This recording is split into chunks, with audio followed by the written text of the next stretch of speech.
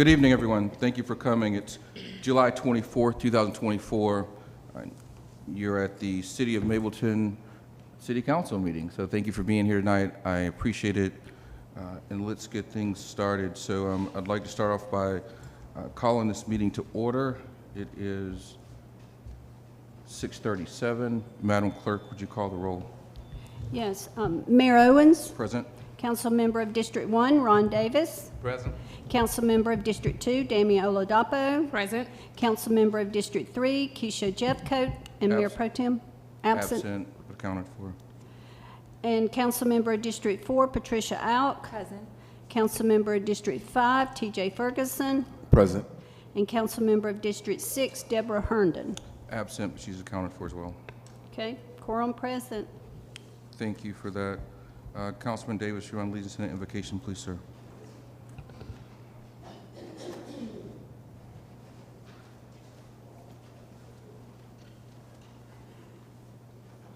All right, good evening, everyone. Let us pray.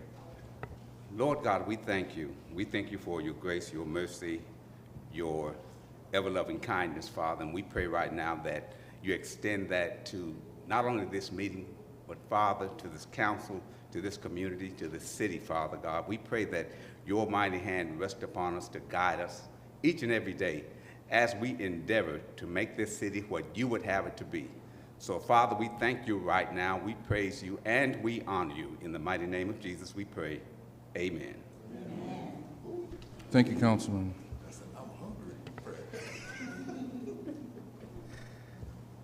Councilman Ferguson, would you please lead us in the Pledge of Allegiance? Stand if you can. Absolutely, sir.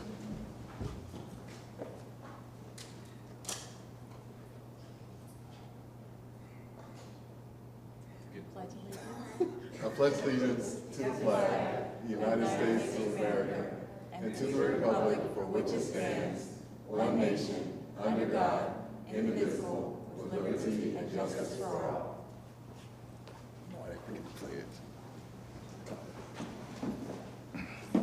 If everyone's noticed thus far, I usually give a distinct honor to ask people to lead the Pledge of Allegiance who are veterans, also because I believe they know the words. I know the words. I was just waiting to make sure everybody was standing up. All right, members of the council, this takes us to item 5, which is the approval of the agenda. You've all received copies of the agenda prior to the meeting. I'd like to entertain a motion to approve the agenda. I motion to approve the agenda as written. Thank you. Thank you. So moved and seconded. All those in favor of approval of the agenda as written, please say aye. Aye. All those opposed say nay. Ayes have it. Thank you. We have item 6, which is presentations, acknowledgements, and proclamations. I do not believe we have any of those this evening, so we'll move forward along through items 7 and 8, which is appointments, which we have none tonight, and item 8, which is public hearings, which we do not have any tonight as well. So that takes us to item 9, which is public comments. Madam Clerk, do we have any public comment cards that's been completed? Yes, Mayor, I have 4, and just to remind you, there's a 2-minute time limit, and the council does not answer questions because this is a business meeting. They need to get on with the business, but they do hear your comments, and I have noted them. The first one is Joe Lehman, and then after Joe Lehman is Edward Bailey. And just come up to the podium, and Mr. Bailey, you'd be ready to go next. Good evening, and thank you. Good evening. My name is Joe Lehman, District 1. So on June 1st, Adventure began at your libraries, and it started with a kickoff party at the Schweitzer Library with over 1,400 people in attendance. At the party, we named our newest mascot, which is Read a Book. So now we have 2, we have Dewey and we have Read a Book. Now I don't have time to make, to report the numbers for each school in the South Cobb region or in Mableton, but we did have our summer reading challenges, and the total number of logged minutes read for this summer so far is 220,115 minutes. Wow. And that's all ages.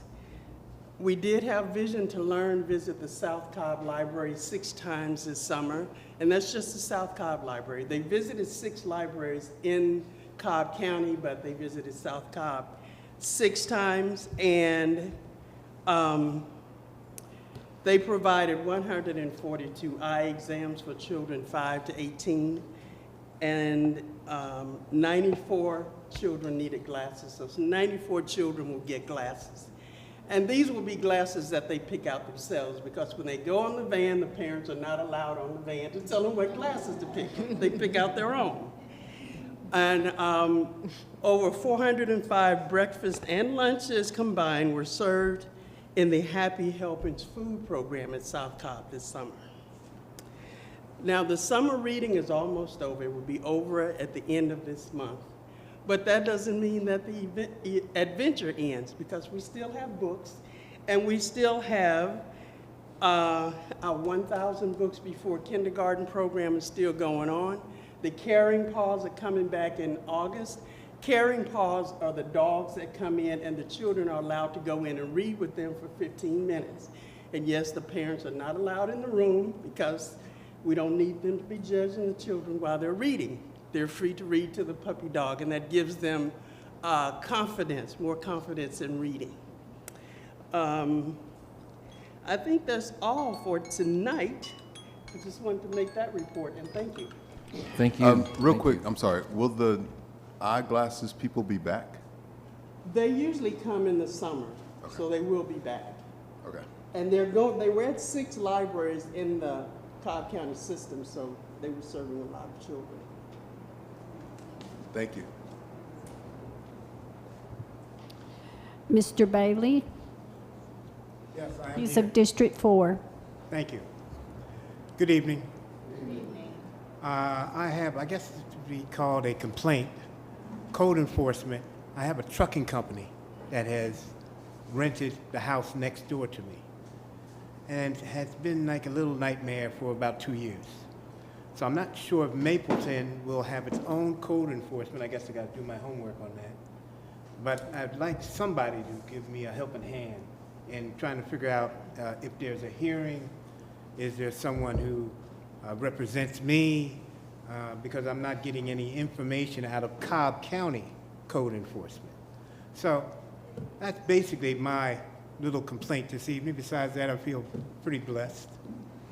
I just got through cancer surgery, and I'm retired. Thank you.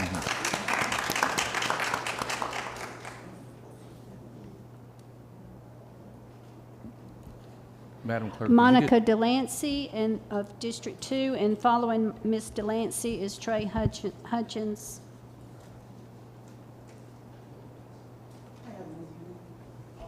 Wonderful. Good evening, Monica Delancey, District 2. First, I want to start off with me, my comment tonight to thank Mr. Willie Tanks for coming out to Silver Creek Crossing Apartments 2 weeks ago. He was able to come out to the property, meet with a few residents, give out his business card to let us know that he's there to help us, and also he had a chance to meet with the office staff. And that was very important that they saw other people concerned about the properties in the Riverside community. Silver Creek Crossing Apartments shares property management with 2 other properties on Riverside Parkway, and all 3 combined collect $300,000 a month in rent. And when you're collecting $300,000 a month in rent, there should not be no broken windows. The grass should be cut always. There should not be anybody complaining about their ceilings is falling in. We should have working stoves. We should have our outlets working. And this has been going on before COVID. Now, what has changed is that now this is the city of Mableton.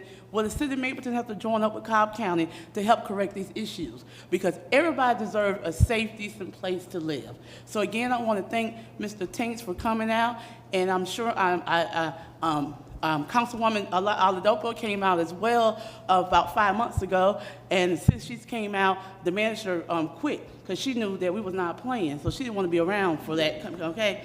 But thank you again. I also want to share, I have a community newsletter here. Last weekend, Austell Community Task Force gave out 700 backpacks to community children getting ready for school. Also, a mayor group hosted a back-to-school jam here at the Riverside Epicenter, and they gave out 500 backpacks. This Sunday, the Riverside Epicenter will host a back-to-school event and car show from 11 to 3. That's on my newsletter. In addition, on the newsletter, I have on here homeowners, if you're looking to help get your house repairs, such as your driveway, your windows, your AC, Meals on Wheels does that for homeowners. That's on here as well. And also information on how to report maintenance complaints for renters. Again, the first day of school is August the 1st, and thank you for allowing me to share. And I'll pass the newsletter to Monica Delancey. Thank you, Ms. Delancey. Mr. Hutchins. Thank you so much. My name is Leroy Trey Hutchins. I serve on the Cobb County School District Board of Education representing Mableton, Austell, Powder Springs. And let me give you a quick update. Monica alluded to it already that August 1st is the first day of school, so we are done with summer break. We got, a week or so? It happened so fast, yeah. Well, we're excited to have our young people join us again for educational opportunities next week. I do want to give you some updates in regards to some of the things that are happening at our schools, specifically schools in Mableton. Mableton, in the Cobb County School District, and 36 schools now participate in the Community Eligibility Provision Program, which is free breakfast and free lunch for all of the schools, regardless of your socioeconomics, filling out the applications and all that. So all the kids will get free breakfast and free lunch at all Mableton, Austell, Powder Springs schools. So from elementary to high school. And so we're excited about that program being started this particular school year. So don't have to worry about filling out those forms. So that is coming. And 36 schools out of Cobb County. We have 41 Title I schools. So a couple of schools didn't make it, but we're thankful that it came to Mableton. We will also have our cluster meet and greets for all of the elementary, middle, and high schools on July 30th. Please review your CTLS platform so that you'll know what times you can join. They were strategic in making sure that if you have kids in multiple schools and multiple grade levels that you're able to make all of it, and that you only have to take one day off to do it. So we're thankful that they are considerate of the community's time when they put these things together. Monica mentioned that the Riverside Epicenter is holding our last back-to-school event here on Sunday. There also will be a teacher's lounge on Sunday sponsored by the Riverside Epicenter from 5 to 7. So if you are an educator, that opportunity is for you, and it will somewhat resemble a back-to-school event, but a back-to-school event for educators. So it'll be educator-specific. So thank you. That's all we have. I do not have any more cards. Thank you, Madam Clerk. That will move forward to item 10, which is the consent agenda. There's several items on the consent agenda, including the June 26, 2024 regular meeting minutes, to July 8th, 2024 specially called meeting and work session minutes, the July 15th, 2024 specially called meetings. Item D, which is the ratification of the City Council authorizing the City Manager to hire an interim finance operations consultant and authorize the Mayor to execute the agreement with Ms. Dawn Glidden, the financial operations consultant. Again, this is a consent agenda. These are all the items that have either been discussed in the past or regular meeting minutes that was been dispersed to the council. So at this point in time, council, I'll entertain a motion to approve the consent agenda. Mayor, I'll make a motion to approve the consent agenda with everything that you just got done saying. June 26th, July 8th, July 15th, and the ratification. Thank you. Do I have a second? I second. Thank you. So moved and duly seconded. All those in favor of approving the consent agenda, please say aye. Aye. All those opposed say nay. Hearing no opposition, the ayes have it. Thank you. We'll move forward. Item 11 is unfinished business, which we do not have any tonight in front of us. So it takes us to item 12, which is new business. There's several items under new business for us to address this evening. The first item is 12A, which is the year-end report and recommendations. This will be a presentation by our City Manager, Bill Tanks. As you all know, we just wrapped up our first year of city operations. We've been operating since October on a spending plan, if you recall, that we went through rounds of presentations, public hearings, and voting on to approve that spending plan. Since then, we've been operating under that spending plan. Last month, I think we voted to move forward with an interim plan, but what we want to do tonight is to make sure that you have a very clear idea on how we operate as a city financially as it relates to the approved spending plan. Also, I think it's a step back to look at the initial report, or the initial, what is that called? Feasibility. The feasibility study, exactly. The feasibility study that was conducted that literally led to the bill and the creation of our city. So with that, Mr. Manager, I think this is a much anticipated report. Happy that we are at the point to where we can discuss this and share this with the council and with the citizens of Mableton. Yes, sir, Mr. Mayor, and thank you, Mayor and Council. First, I want to say thank you to the council. Approximately 3 council meetings back, I asked this council to approve me bringing on board financial services firm and an HR firm, and they have all worked diligently with staff to bring us to where we will be tonight. I'm pretty excited about bringing you some updated information on the progress of the city, how we're doing financially, where we're going to be moving with in terms of staff, and I think it's already now public knowledge that we have 2 facilities in motion setting up so we can begin establishing our macro services. So we are moving forward, sir, and making sure that Mableton becomes an active city before June 2025, or hopefully April of 2025. That's my goal. So the charter in section 230 states that the city manager shall prepare and submit an annual operating budget and a capital budget to the council, and I paraphrase that, and also keep the council fully advised as to financial condition and future needs of the city. And so I'll say to the council here prior to this meeting that I had a very robust meeting with our finance team a couple of days, all the players, the consultants, Frank, myself, Ms. Dawn Glidden. We really dug in and even began to talk with BSA. And in short, I'm very proud to say we're ready. We're ready to go live, at least be prepared to go live with our accounting software in October.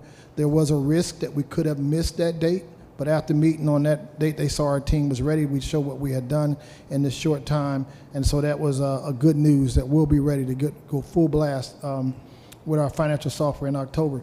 Also had a good discussion with our HR team. They'll speak with you today also. And they worked late hours, sometimes very late hours, working to get what we call our approved positions chart, also known in the agenda as the classification and pay plan. You all had initially a preliminary plan to get the city started, and now we're at that phase where we want to get it ready for our services. So those 2 functions, HR and finance will give reports and updates on what they've done and answering any questions for the council. And so that's our program. I'll go first as city manager. Then Mr. Chris Pike will come up for Sumter. I believe Roush may have a representative here, but they won't report tonight. And then HRKS LLC, they'll close out. And after that, I'll be asking for a motion to approve the amended classification and pay plan. There will also be, of course, opportunities for questions and clarification. So without delay, if this thing works correctly, you should be able to see the screen in front of you. You should also have a handout, and I'll go with, okay, everybody knows her name, Lily? Allison. Is it work with that computer or what? Where do I point it? We'll also be working on an IT department one day in the future. Don't get me started. Oh, I'm ready. I'm ready, Mr. Ferguson.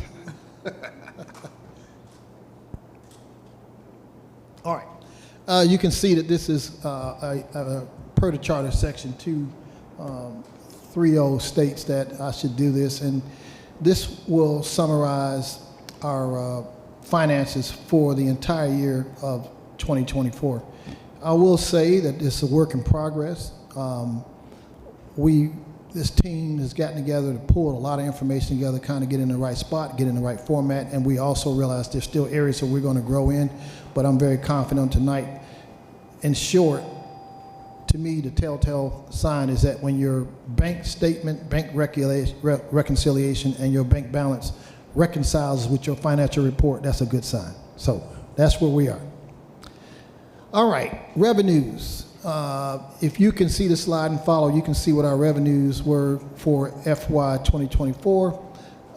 You got TABT, tax ad valorem taxes, about $3,164,599. It says electric franchise taxes. That really should state franchise fees. That's for all our utilities, $1,322,728. Our hotel motel excise tax at $242,582. And then our occupational taxes, we collected $1,349,235. And then other revenue is sometimes miscellaneous, but I will state that our interest revenue is $17,052. That's the revenue total for the year of FY 24. You can see our chart here. If you like charts, if you're into visuals, the majority of our revenue has come from our tax ad valorem, motor vehicle, tag permits and license fees that come out of that office. And then our second largest really are equal, occupational tax and franchise fees. We do have not as large as we had anticipated with the feasibility on hotel motel excise tax. Expenditures. Now I have 2 pages on expenditures. We have them detailed out right here. Our other financial partner just walked in, Mr. Roush he's a citizen of Mableton. He wants y'all to know he is a Mableton citizen for our internal controls. But we broke these out because we did want to see people exactly how some expenses are broken out. And I want to state, we would classify our report as the city started out with, as you know, nothing, not a financial services system, no transition team. And so I think what we've done is graduated somewhat from just keeping up with revenues and expenses. Now we're growing into what we call an accounting system. In some of these expenditures, there are some things that are grouped in certain classes that are not accurate. For example, legal services show 643, 247.39. I can tell you that includes also legal fees to our external attorney for the lawsuit. There's also some GERMA fees in there for liability insurance that were grouped in legal, and other costs associated, but that is by far our largest expense during our transition period. But not all of that goes to one legal entity. It's all of our legal costs, again, Trotman, of course, the lawsuit, and others. Operating supplies and materials, $15,319 for the year. Purchases, professional services was our third highest at $234,264. Then you can jump down, and I think you can see the numbers. Registration and training, of course, we got a lot of training done the first year. $246,429.46. Travel at $25,288.91. Rentals, you'll see rentals. It says rentals. That could be misleading. That also includes leasing space, the cost that we have here for use of Epicenter. And then there may be some other smaller rentals in there for things that we rented that we didn't purchase. Money that's been spent on food for certain events, council meetings, and other events, is $3,424.12. Second page, continued on expenditures. Our health insurance contributions right there, you can see that amount, a little bit less than $17,000. Advertising, less than 10. Billing services, insurance, capital outlay. Let's speak on that one, capital outlay computers. It shows $127,806. When I talked with the finance team and spoke with Mr. Frank Malazzi, I did not understand where we had $127,000 in computers. But what this is that's some of our software is embedded in that. And again, we'll be working on getting all of our ledger accounts cleaned up. But in there is $105,000 for our subscription for BSA. The rest is included in there for purchase of laptops, computers, and support equipment. And the other stuff, just general expenses. You see payment to others, printing, buying, small equipment. Another category I want to point out, unassigned. Now, if I'm a citizen and I'm looking, what do you mean, unassigned? That's just that we didn't have a bucket to put in, but that is pretty much for our payroll system. Paycom is the majority of that, and that's money paid to them. And of course, you can see our contract labor, some postage. This, sir, Mr. Mayor and Council, has us total that expenditures for the year FY '24 at $1,551,073.28. Now, I have our expenditure chart here, and you can see I broke it out. Again, I did stress legal does not include one entity being paid by legal. It is our largest expense, kind of expected when you're setting up a city and you're in transition. Without a transition team, and of course, we had a lawsuit. I think everybody knows the history on that, but 41% of our expenses last year went to legal. That 5% was the unassigned. 8% you see is the capital outlay. I spoke on that for the software and some other stuff that we did with software and computers. Salary and wages, 16%, and our professional services. So we got a good mix of professional services to complement our staff and wages. And our final net comes out to revenue right at $6 million, a little bit over $6 million, total expenses, a little bit over $1.5 million, which leaves us with a healthy balance of $4.5 million.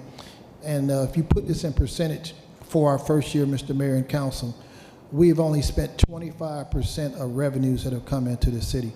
And I will continue this report, but if I need to pause for any clarification right now, I will. The biggest question I continue to have is, can we break these numbers out even further Once we get the with the appropriate, software that we have currently? right, so we started out with Excel. That's what we started with. And we're now with Ms. Dawn Glidden that we just hired. We're going to grow into QuickBooks. And as we do grow, we will be able to break out these expenses into more categories. Now, for the sake of a report, you couldn't, if I detailed every expense, obviously it would be long. But that information is available. I do have the makeup of all these numbers and be glad to discuss it. It could take hours because that's, it's a lot of expenses. But we do have that thanks to Mr. Chris Pike. He took our information that had been gathered and put it into a model, and that kind of information is available. We have a transaction ledger that shows every transaction that feeds into categories, whether it be departments. The categories have been established by the ledger, and then that's what comes out. So for tonight, the sake of tonight's reports, I am speaking high level on how much we brought in, how much we spend, and where we stand.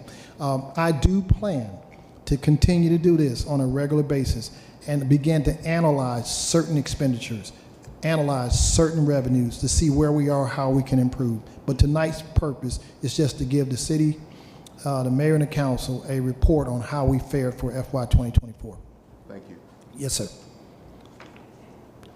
Yes, ma'am. Hi, I do have a question. So I noticed on a couple of the expense summary, like, for example, legal services, it well exceeded what we approved in the spending plan in November 30th of 2023. When we exceed our budget, is it not supposed to go back to the council for approval or notification or something? I will,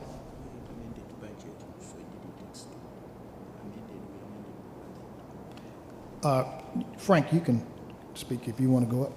Yep, answer that question, Chris, if you have an answer. Frank is going to explain what happened. So we approved the Put your mic budget on. in the, Microphone. Is it on? Okay. Yeah.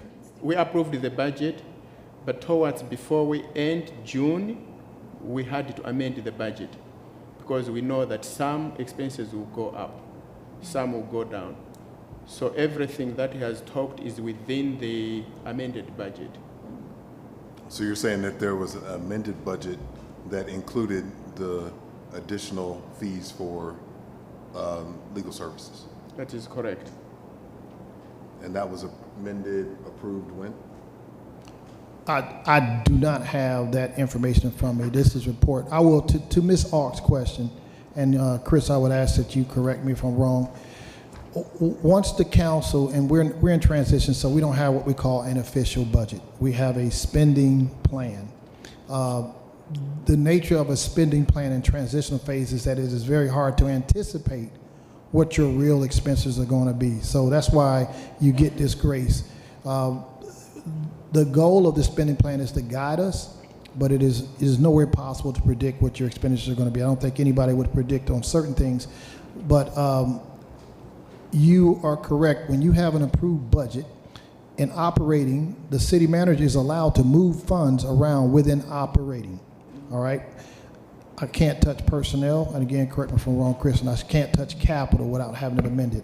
But in operating, as long as I meet the requirements of what's set in operating, we do it. It is just good practice that when I do exceed a certain line item, that I come to the council and say, hey, we're running high here, or we're running low there, or we're a little bit over this year on this. But it's well known that sometimes city managers are in positions where, for example, gas prices go up in a year, and you budgeted $65,000 for gas this year. Well, then all of a sudden prices shoot up and your budget is now $85,000. The city manager has that authority to pay that extra over gas, but it was also a good practice to come back and tell the council, we're going to go over in gas this year because of this. Did I answer that correctly? Yep. So, Hold on. I want to be some clarity around making sure Ms. Ock's question is thoroughly understood, because it's about legal services. I know earlier you mentioned that this wasn't exactly broken out. This is made up of several different things. So, Councilwoman Ock, if your questions around exceeding the budget on certain items, there's something specific that you're asking there, because he's saying that this is comprised of several different That things. was just an example. We received this presentation at 12:52 this afternoon. I haven't got to go really through each item. It was just the one that jumped out at me that we exceeded it by over 100,000. And I looked back at the amended spending plan, I think it was June 2nd, and it did not have an amendment to the legal services. So I'm just wondering why we were never notified or. That's a good, go ahead, sorry. And I understand this is maybe, since you're asking about this one, and Mr. Manager, work with me here. This is comprised of our city attorney, which is contracted out. This is Troutman and Sanders, which is for the lawsuit. And there was one other item that you said was comprised of. Yes, sir, I'm looking it up right now. insurance. Yep. Insurance, Germa. Right. So Yep. Germa Frank, should have had, I think that it also includes the hotel motel administration, yes. as it well would as include that the as well. contractors for the Yes. business license and occupation Exactly. taxation. So the point I'm making with that is there's numerous entities in here that did not have a top line approval number. And so I don't know that this may be not a good example for exceeding any budget, because outside of Germa, I don't know that there was a line item that would have had a top line budget that we approved. Because we hadn't did that with the city manager, that wasn't in place for the lawsuit. We approved per hours for those, right? A fee per hour, but we did not approve a top line not to exceed budget for those items. And Ms. Hawk, Correct. Counsel, your question is a very good question. It may be speaking to more how we should operate than specifically this. I've asked Mr. Chris Pike to address it. How does that occur legally if we have an adopted budget, if I exceed a budget? Even though I know the mayor, I'm going to break it out, but please address it. Yeah, absolutely. So a couple of things. I want to speak first to the numbers that you have there in front of you. Admittedly, when I was going through and reconciling all the bank accounts, I had the bank statements really to go by. There was some information given to me in spreadsheets and saying, we did this charge was for this purpose, but not being here day to day and having firsthand knowledge. For example, if I saw a legal bill, I charged it to legal services, not having the actual invoice in front of me and recognizing that that may be broken down even further into some things that did not include legal expenses, which I wouldn't have had that information. So as the city manager indicated, there will be some fine tuning and cleaning up as we dive into the numbers a little bit more. But first and foremost, the priority was to get the bank accounts, create a ledger and get the bank accounts reconciled as of June 30th, which we've done. So there will continue to be a little bit of fine tuning there. And then the ultimate goal is to have good, clean data that we will then import into our temporary solution, which will be QuickBooks until we get BSNA up and running. Now, second, to specifically talk to the exceeding the budget and the budget amendment process in general, state law defines, they call it departments, but they're really classifications and functions. So there's general administration, there's judicial, there's public safety, community development, et cetera. They have those categories. And state law stipulates that you're not allowed to exceed the overall budget within that department. So as the city manager indicated, if, a really good example that's happening a lot in Metro Atlanta is with staff shortages and trying to get people hired, your salaries may have a significant amount of available budget because you don't have the staff on board, but then you can use those funds to do outside consulting or services to kind of bridge that gap until you get people on board. So the salaries may go down, consulting costs may go up, but as long as that overall departmental budget remains in balance, then you're still operating within a balanced budget. What you could not do is exceed that departmental budget. And I know we don't have a public safety, so that'll be a good one to talk about because we can't get in trouble for exceeding our public safety budget. But let's suppose we had a $2 million police budget. And come the end of the year, all the individual line items added up to an additional $100,000. At that point, that would be a violation of state law as far as exceeding the overall departmental budget. But on a line-by-line basis, the state does not stipulate that every single line has to be within the budget. And it's really important to recognize, and as the city matures, you'll see this firsthand. Unfortunately, you'll see it firsthand. When you start to go through the budget process, you're really looking at 18 months down the road. You'll start your budget process January, February timeline, and you're predicting what's going to happen by the end of June the following year. That's just really impossible. You're always going to have some unexpected things that need to get addressed, and you're going to have some pleasant surprises. Sometimes you're going to have some unpleasant surprises, but you do want some flexibility within your budget, and that's why at the departmental level you set expectations. But on the day-to-day operations, you get the city manager, there's latitude there for him to move from one line item to another as long as he stays within that overall budget. Did that answer what you were looking for? So I want to focus on the conversation that you were having earlier about the department. So the department ends up going over budget, and are we, as the city of Mableton is set up today, set up in individual departments, or are we really classified as pretty much the umbrella of the city of Mableton today? We do not have, they have these ledgers in departments, and I decided not to present it in departments because none of the departments, we actually had a debate. We had a marketing department, we had a travel department, and I actually debated. I said, I'm not putting that in front of council because they don't know, they haven't seen any department. But you're right, once we have a sanitation department, code enforcement department, community development department, each one of those departments will have a budget.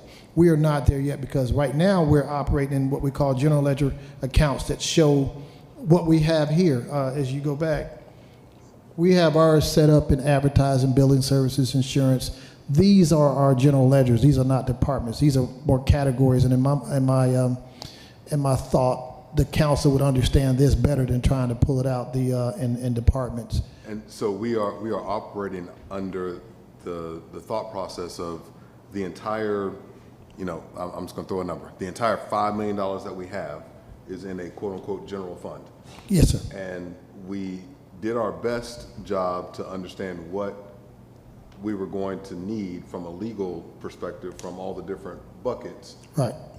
But if we over in a specific bucket because of whatever reason, in the spending plan, it's kind of okay, but in the budget, it's kind of a different.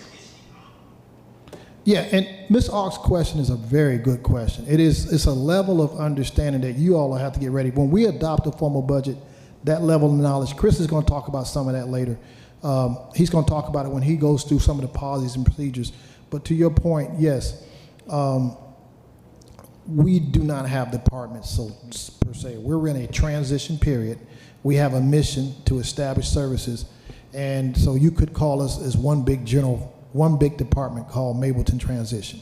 Right, I okay. mean, when we initially did the spending plan, we did break the spending plan out by departments as best we could. But when you're creating budgets, it usually starts from the bottom and works its way up through each department. Each department head would submit what their anticipated budget would be. We don't have that. We still don't have that, right? So we could report it as such, but quite frankly, it wouldn't make much And the word sense. that you use is anticipated. Yes. And understanding what actuals become, because, you know, as we get deeper into this, I'm going to expect to see, you know, under legal, our city attorney, these are all the different legal fees that are classified under legal. But I understand that we don't have that level yet. Right. But we're at least accounting for it in each of the different categories. Yeah. Yes, sir. I think Some of that's addressed as the slide goes on, but I do want to restate, good question, Ms. Auk, and, but I think, yeah, you're all right. We have one department called Mableton Transition. I'll ask, no further comment needed. So, but her question is still valid. As we go through. Chris, you can sit down. Let's say we have a quote-unquote budget. Have we defined the process to say that we need to go over budget?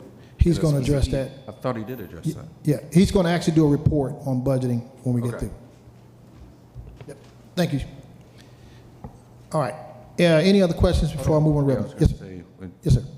any other questions, comments about the report itself? Councilwoman Hogg, is your question answered satisfactorily? We can continue with the presentation. It suffices for now. Okay, thank you. Anyone else, any comments, questions? All right, with that said, Mr. Manager, does that close No, us out? no, sir, it does not. I just paused to make sure I didn't leave anybody behind. We're only halfway through the report. I don't like to continue to talk if I've No, lost I mean people. with this, Yes, sir, with the rep. with this being the 1 year recap. Oh, no, sir, we're not through. Okay, No, all sir. right. That so- was just, yeah, I just paused. I apologize, All right. Mr. Mayor. Please All right, proceed. continuing. 25% of our revenues is what we expended. You will see here, net revenues over expenditures. That title was supposed to be changed in my PowerPoint, and I guess in my fatigue, I forgot to change it. So don't read that title. That should say comparison. The feasibility, I pulled out a few excerpts from what the feasibility study said we should have. Then I wrote down what we actually did, and I stated a variance and kind of stated where we are. This gives a good report on how we have performed as a city financially. Occupational tax feasibility study stated we would collect $1,310,257. We actually collected $1,349,235 with a variance of $38,978 to the positive. If my math is correct, we are 3% over what the feasibility study said.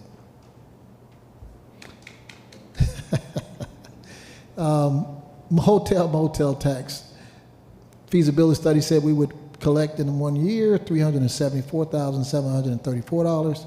We've actually pulled in $242,582.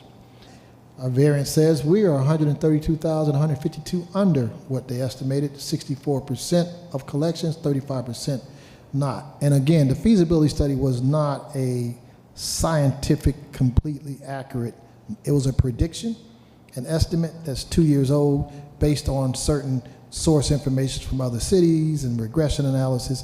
So they couldn't have gotten it accurate, but that is just a good indication what the feasibility study said.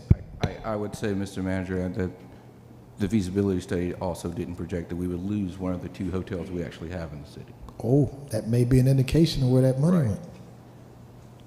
Wow, a good observation there, Mayor.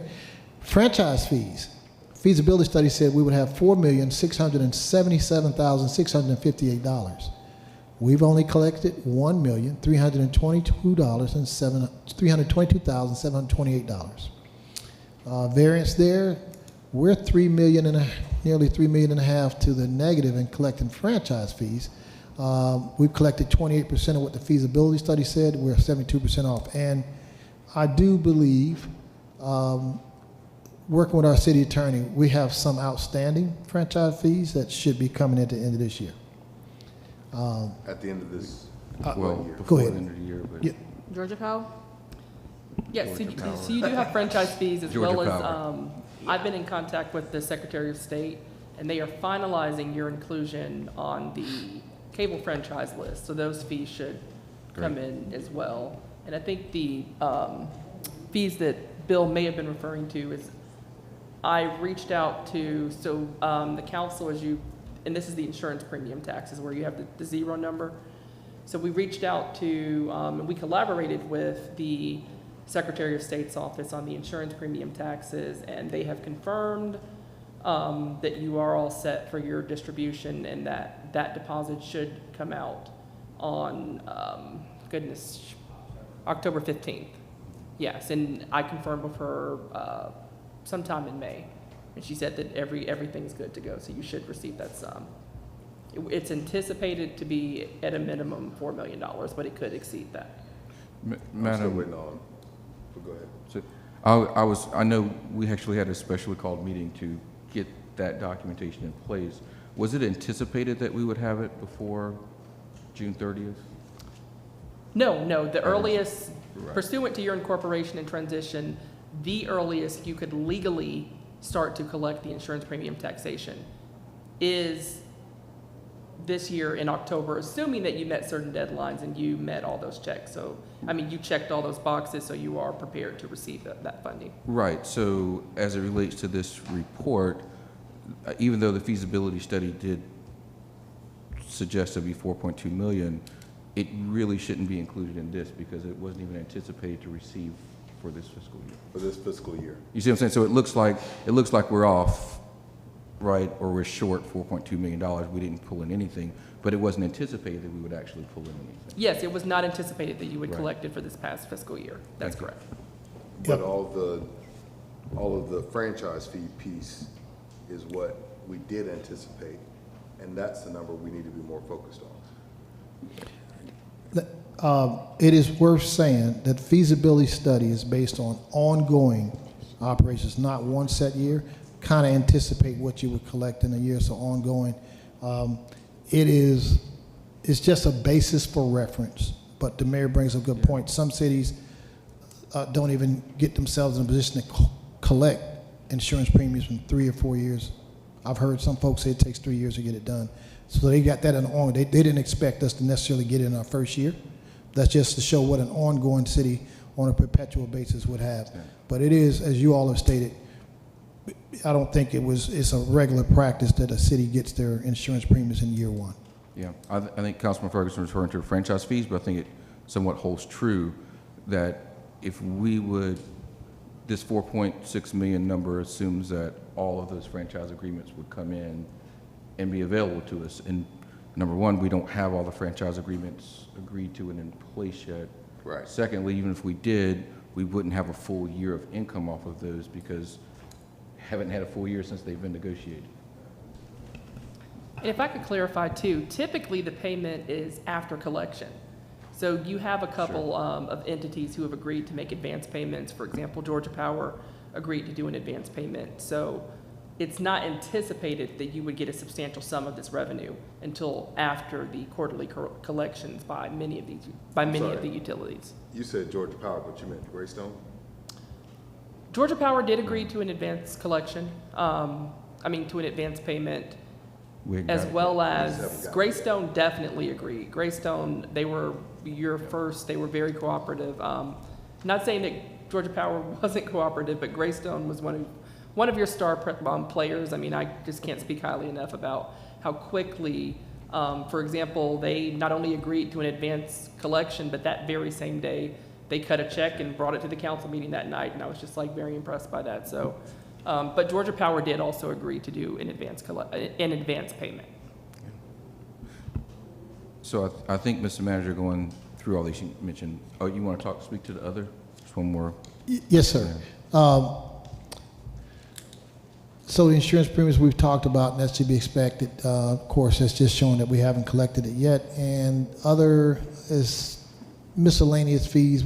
I have interest in our actual collections, which gives us a whopping 1,400% over what we should, but it's not a lot of money, $17,000.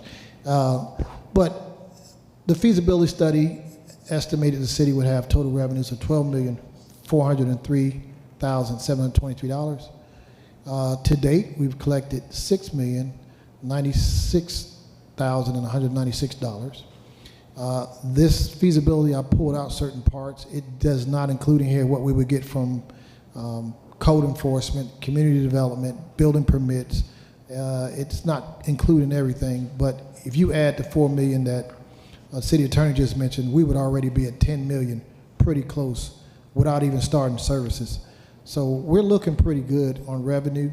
The variance obviously shows $6,307,000. That's because, again, not all the franchise fees, not all insurance premiums have been collected. But looking down at our total expenses, they estimated in the feasibility study we would have an operating budget for $11,379,008 a year. Don't get too excited. We've only spent $1,551.73. That will not last, okay? But we haven't spent nowhere near. We're actually only spent 13%, a little bit more than 13% of what they said we would do. We're $9 million under in spending. So all that to say, our net, as you can see, of course, $4,545,123. We're looking pretty good as a city for first year, but I do not want y'all to get comfortable with that. So let's go with summary. Mr. Mayor and Council.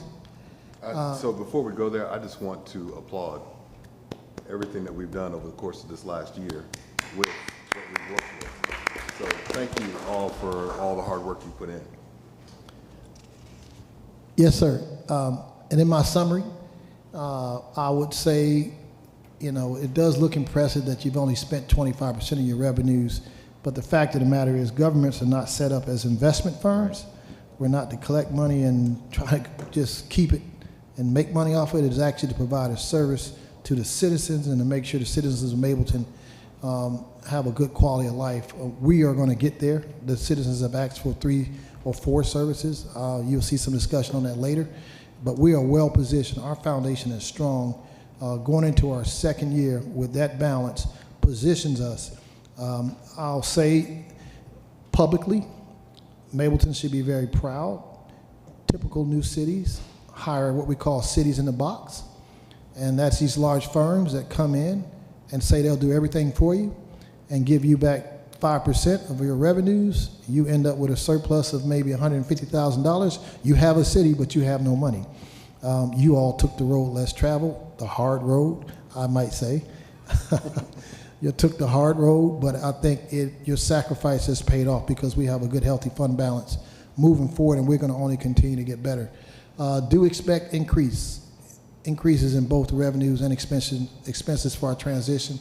You will see definitely a higher proportion of 25%. And areas of growth, and this speaks to something you all talked about, Mr. Ferguson and Ms. Auk. We know that we're not there yet. We're in transition, but I'm very confident and very comfortable where we are today. Our foundation is strong.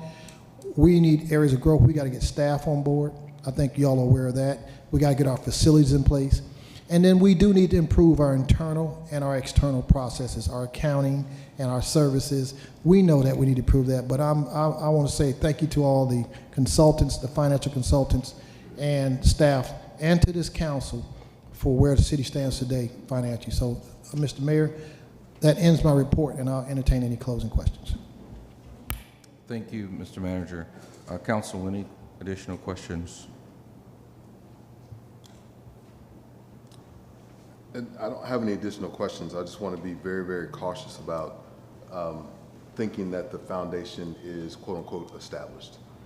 I think the foundation is strong, but I think that the work that we're going to do to create our initial budget is going to show the establishment, because there are still things that we are waiting on and that are extremely, extremely important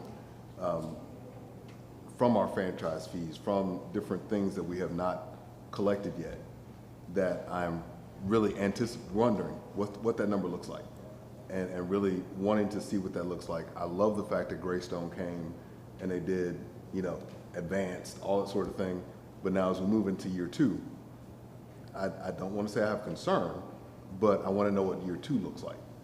So as we create our new budget, I want to make sure that we're responsible in understanding that year 1 was, hey, this is cute, this is Mableton.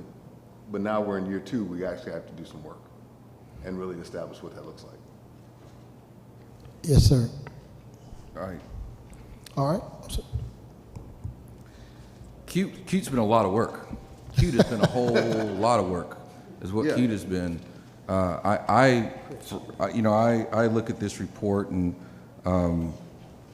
I'm happy.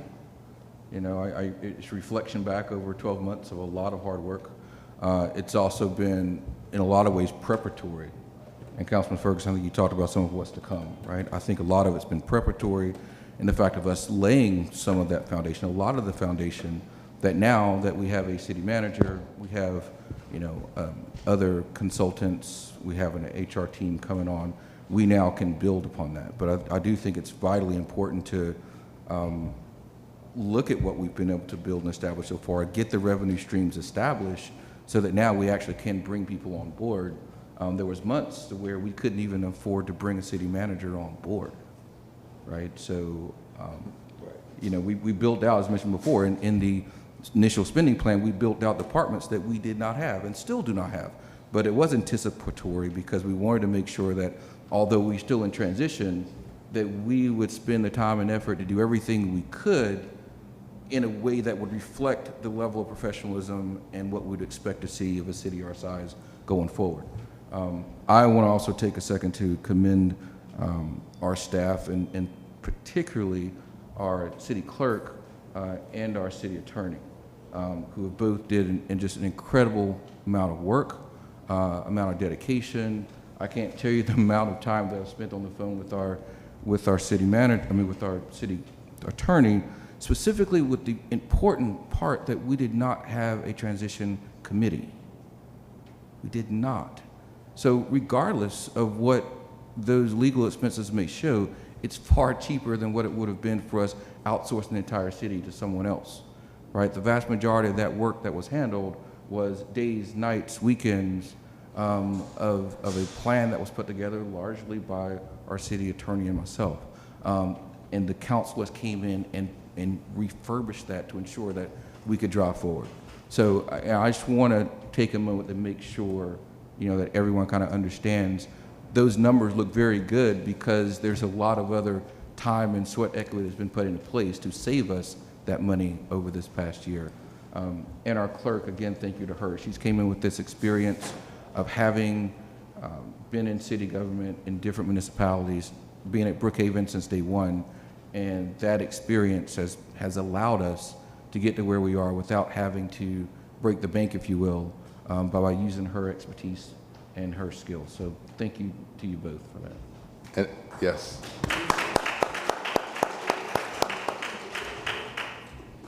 Go ahead, Mr. Pike. Before I start, I just want to say having done this several times working with new cities, I can tell you there's always the other cities are doing it, why can't we do it yet? And there's that, let's hurry up and get there. It does take time, so give yourself a break. You're doing fantastic. No, it's not where you want it yet, but it's in a good spot, so you'll get there. Just stay the course. It's going to take probably 2 to 3 years before you feel like you're maturing. So you're going to be in this 100-mile-an-hour stage for a little while longer. Don't question your sanity of why you even decided to do this. Run for election. Too late. Too late. It does come with time. So I can tell you, I haven't seen it before. I don't see anything that alarms me or scares me or nothing that others haven't gone through too. But it's exciting, but it's also a lot of hard work, and you guys are doing great. Thank you. Now, that said, I want to kind of talk a little bit about some policy decisions that I'd like for you guys to make and give me some direction on. establishing good policies is absolutely essential to your long-term viability. It's going to do so much better things for you than not having them in place. And with that, I want to kind of get some feedback from you as to what you want those policies to look like. So I've started drafting. I actually have them fully drafted, but there's certain provisions in there that I cannot just say, here, approve this. It really needs to have your input, because ultimately establishing policies is the responsibility of council, not staff, and certainly not an outside consultant that comes in every couple of months to visit you guys. So I do want to talk about that. And first couple of minutes, I hope it doesn't sound a little preachy, but I want to let you know why you're doing this and why it's so important. And then we'll dive into those actual specific questions. First of all, and it's kind of hard to tell from this, from my view, I'm not sure how the monitor in front of you are, but I've really bolded that first and last one. I hope I don't sound too much preaching when I say this, but every single thing you do, everything should point to your mission. Why is it that you're here? The budget, the staff you hire, the policy decisions you make, you've got to know what your mission is, and you've got to make sure that all your decisions point to that mission. And it can be hard because there's going to be distractions that come up from time to time. And that's where the policies are going to help you stay on track and keep your focus on mission. And then, of course, I'm not going to read my slides. I'm not a presenter who reads by the slides. The last one there, I want to say it protects you and the employees. When you have good policies in place, you've established the expectation of your staff. You've established the expectation with the general public. And people know this is what my government is going to be doing. This is how they're going to operate. And I assure you, when you deviate from that, they will be the first ones to remind you that this is how we expect you to operate and manage. So there's many benefits to having good policies in place, but I do want to stress that first and last one there as we get started. And then the last, I won't say last thing, but the last introduction before we get into this is understanding that policies are really more like guardrails. I don't know if anybody's a Pirates of the Caribbean fan or not, but there's one scene that says, well, they're more like guidelines, actually. But guardrails, if you think about the concept of a guardrail, and we all know what those are, inevitably, the guardrail itself is in a safe position. If you hit it, yeah, it may do some damage to your vehicle, but the guardrail is not way down in the ditch. It's not way off the side of the cliff. It's in a safe area. It's designed to stop you from getting into that danger zone. So that's what we want our policies to do, is to be that guideline, to be that guardrail that prevents something bad from happening, and to make sure that we do something good. Policies will often reflect internal controls, and this is not a lesson on internal controls, but they do carry various aspects, various levels of operations. And the one I want to really stress the most, and this is why I'm talking to you tonight, is that one there at the top called control environment. The best way to categorize this is the tone at the top, and that's you. The way you present yourselves, the way you conduct yourselves, the way you set the bar is going to be read and understood by everybody that the city manager hires. If they see you operating above board, sticking to policies, implementing good sound policies, and requiring that of them, 99 times out of 100, they're going to live up to that expectation. And I've seen local governments where that tone at the top is not ethical and above board, and inevitably it transitions all the way through staff. So when you set out these policies, understand that it's to give the staff, this is the expectation that we're putting in front of you on how we want you to operate. There is a life cycle. These never end. And one of the things I will encourage you on is once you have good policies in place, they should never just sit on a shelf and collect dust. You're going to want to revisit them. You're going to want to update them.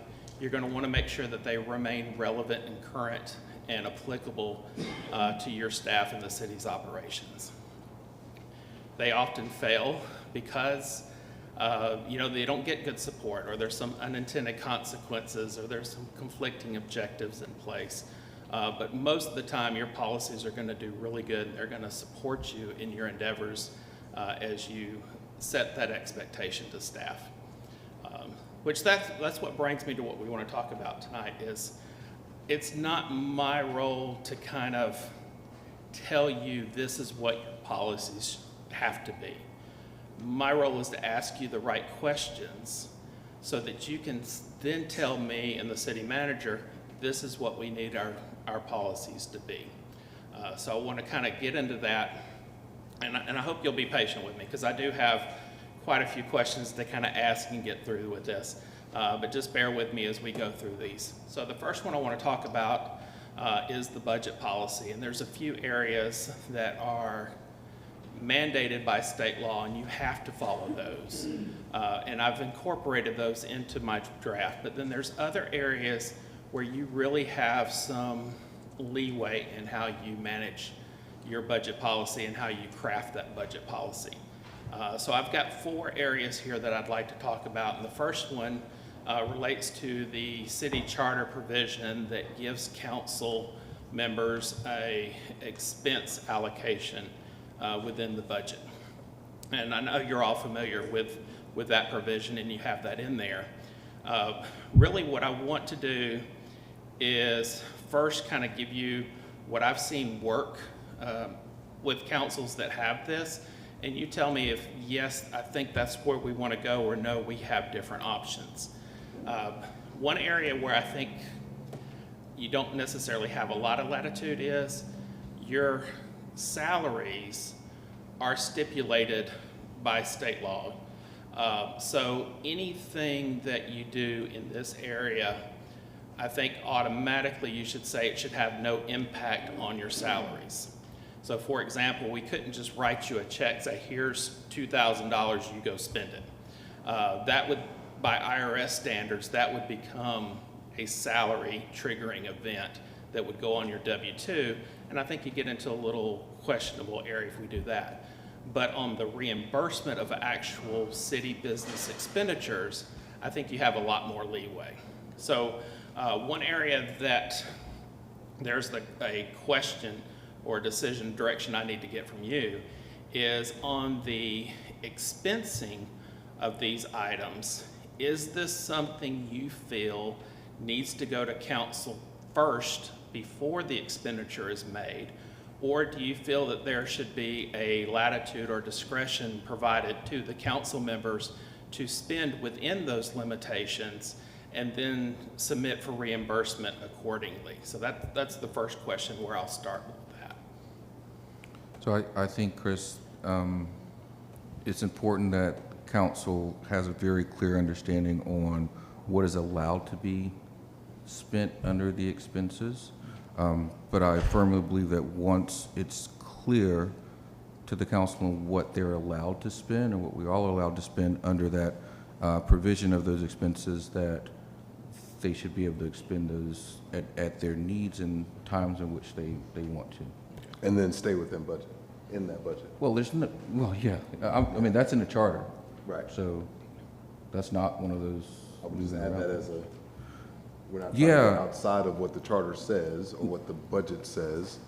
No, But if there's a list of things that are okay, then it shouldn't have to come to council to vote on whether or not I can take some constituents to Starbucks, Yeah, absolutely. that sort of thing. I think it probably would be clear to say what you can't do, maybe versus what you can do. That, Yeah, I mean, I agree.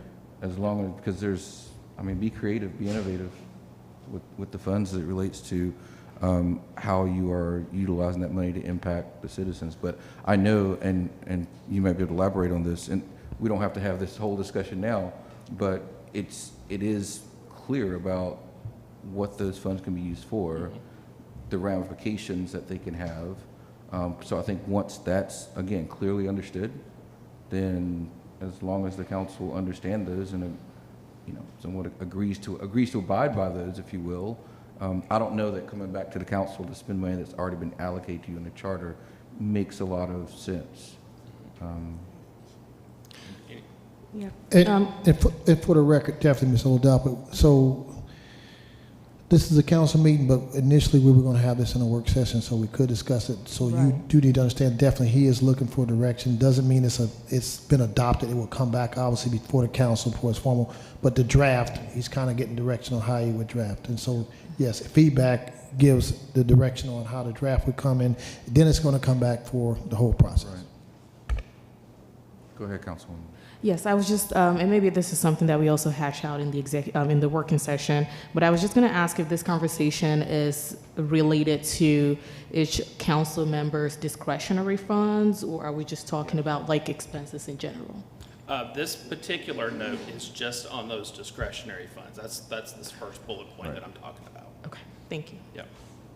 Okay, so you're in line with what I've drafted. So to let you know what I've drafted so far is that as long as it does not create a taxable event to you individually as a IRS taxpayer, that the council members would have the discretion to spend those dollars in accordance to the terms stated in the charter, and that's necessary, and I forget the exact verbiage that's in there, but it's necessary and reasonable expenses that you determine.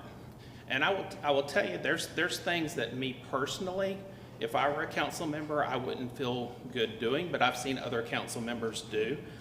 For example, I've actually seen a council member submit reimbursement for dry cleaning on his coat. He says the only time I ever wear a coat is to the council meeting and it needs to be clean, so I'm submitting that as a business expense.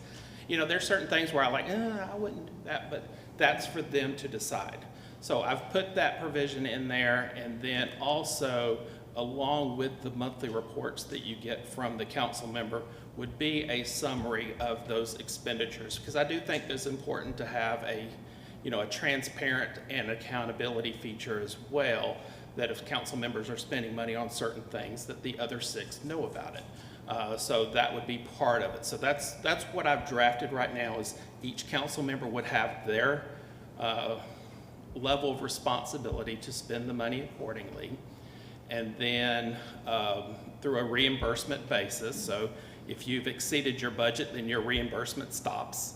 And then monthly, when the city manager presents his financial report, it would include information on that. So if that works, I'll leave that in there and bring it back to you later. The next one on the budget policy deals with fund balance reserves or spending reserves, or spending of those reserves. And here, it's important to recognize that every local government falls into 3 categories. You're either going through a hard time right now, you're about to go through a hard time, or you just came through a really hard time. Hard times are inevitable. When I was brought on with the city of Dunwoody, our first year was 2009. And I'm not sure about you, but I certainly remember how hard 2008, 2009 was for local governments. We saw parts of DeKalb County, which is where Dunwoody is, we saw market values dropping 65, 80% on the real estate. So that obviously has a tremendous impact on local budgets that are depending on those revenues. Your title ad valorem tax, for example, is a significant amount of your budget. Not a lot of people were buying new cars at that time. So it's going to impact your budget, and it's important to have a good, healthy fund balance reserve, a safety net, a nest egg that you can look at. As the city manager indicated, we're not an investment bank. The idea of a local government is not to generate profits and make a lot of money, but it's also safe and prudent to make sure that you have some reserves in place. The Government Finance Officers Association, which is where us nerds like to hang out, they've recommended that you have at least 2 months reserve, but it's very much an it depends kind of thing. I think especially in your early years, it's helpful to have healthy reserves that give you some flexibility. You know, there may be an opportunity that comes up as a new city that you want to take advantage of. For example, we created a park system in Dunwoody that didn't have a lot of park space. The land at the time was about $400,000 an acre in Dunwoody. It's now over $1 million, but at the time it was about $400,000 per acre. We had some park space open up, and we were able to buy it because we had established a good funding balance reserve and established clear guidelines on what it means to, what it would entail to use those reserves and then replenish them. So I would like to get some kind of sense, if you've given some thought so far up to this point, what do you feel as far as a percentage of your annual budget would you feel comfortable establishing as a reserve, both the low water mark and the high water mark? And I'll stop and listen to some feedback there.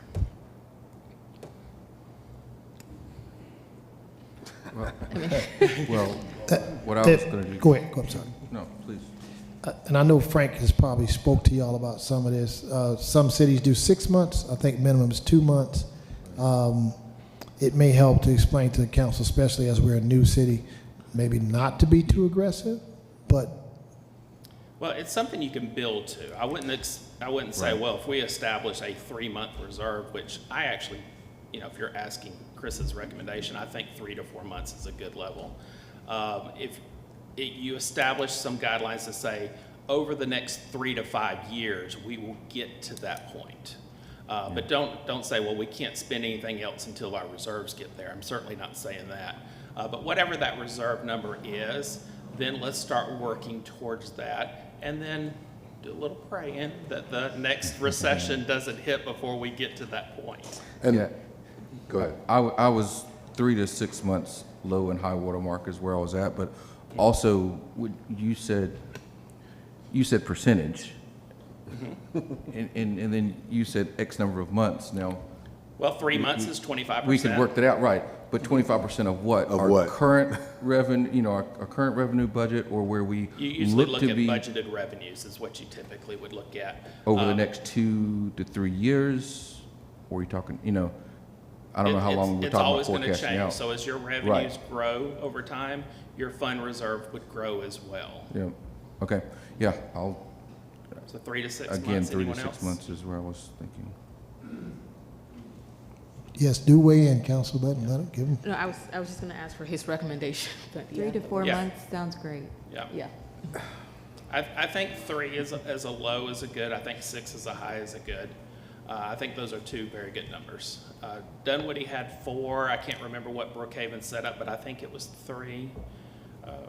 I'm looking at Susan like she might remember, but it's been a while. That was 2013. I can't believe it's been a decade ago since we did that. But I think 3 to 6 is a good number, and I think you're on the right path there. When do we spend it and how do we come back? I think it's important that you realize this isn't just a, oh, hey, we want to go out to eat tonight. I know you talk with the wife, say, I know we've overspent our eating out money, but why don't we just use a little bit of our savings and we'll pay it back? This isn't that. This isn't what you want to do in those respects. This really needs to be clear. Council says, yes, this is something, if we don't use these spending reserves, it's going to take us off mission. So I think it would be important, if you agree, I'd like to put in the provision in there that before those fund reserves are used for any purpose, that council approves it as well as a plan for replenishing it at the same time that it's been depleted. So if you're good with that, that's what I'd like to do. I would be curious to see what that verbiage looks like. Is there a dollar amount that you typically stipulate, or is it just? No, it would be at any level within that 3 to 6, whatever your savings ends up being, that 3 to 6, and something happens and you're at 4 months worth, you have 33%. How much of that do you want to spend? I think that's a decision that council should make. Chris, can you elaborate? Is that operating expense or based on revenue?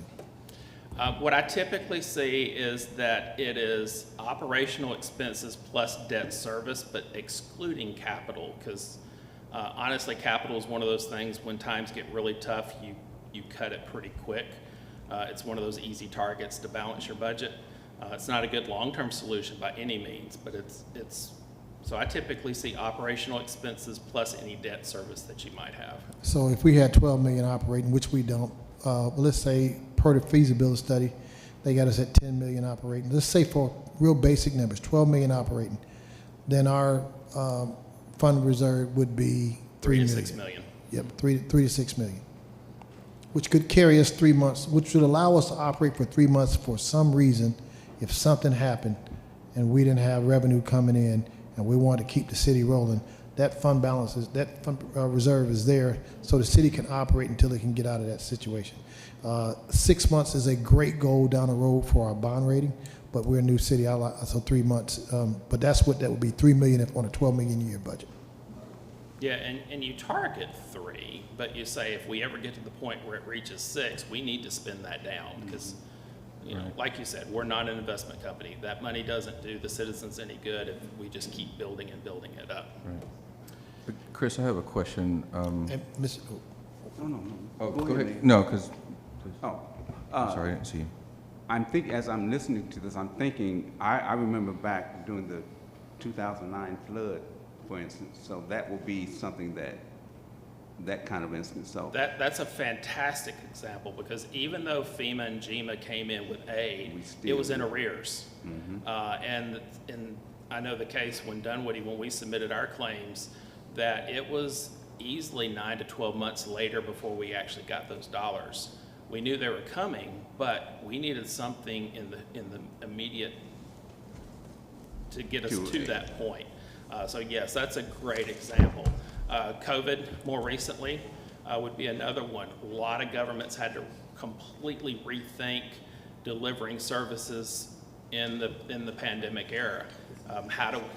Zoom council meetings were pretty much unheard of prior to that time, and now pretty much everybody is having some interactive, whether it be YouTube or Zoom or what have you, where council meetings are not just broadcasted, but actual dialogue is taking place on those mediums. So all that came about during the pandemic, and many governments had to utilize their fund reserves to make that happen until federal support came in later, which isn't ever guaranteed, but it did come in later, and you could use that to replenish those reserves. But excellent example. I wanted to ask about fund reserve or balance reserve versus rainy day fund. If that's something we're considering, having different thresholds for that. Yeah, so when I use fund reserves, that's exactly what I'm talking about as rainy day reserves, rainy day funds. Gotcha. Those are interchangeable. Now you can have fund reserves for specific purposes. Say, hey, we want to construct a new city hall in 5 years from now. We want to start building up some construction funds for that. You can dedicate a specific part that will go into fund reserves for that dedicated purpose, but I'm really talking about the rainy day dollars. Okay, so this is not, as you said, a fund reserve that would be earmarked, for lack of better terms, for capital expense or something. That's correct. That This is is not rainy what this day. is. Right, Okay. so we're not talking about the building fund.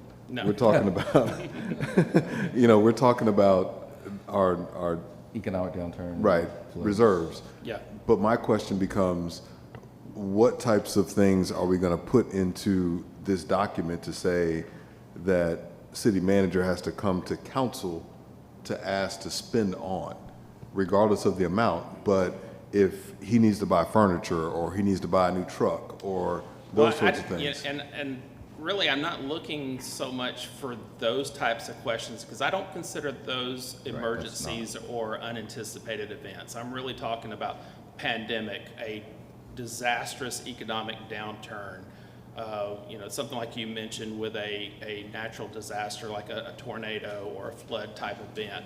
That's what I'm really talking about. For just regular budgetary spending, you've got state law already telling you how to manage that, but I'm really looking more for those rainy day dollars. How much do we want to set aside and deal with that? Yeah, That's Mr. still- Ferguson. That's still the same question, but go ahead. But once you have money in this fund reserve, I definitely can. It has to come back to council, and it Yes. has a stated purpose and mission.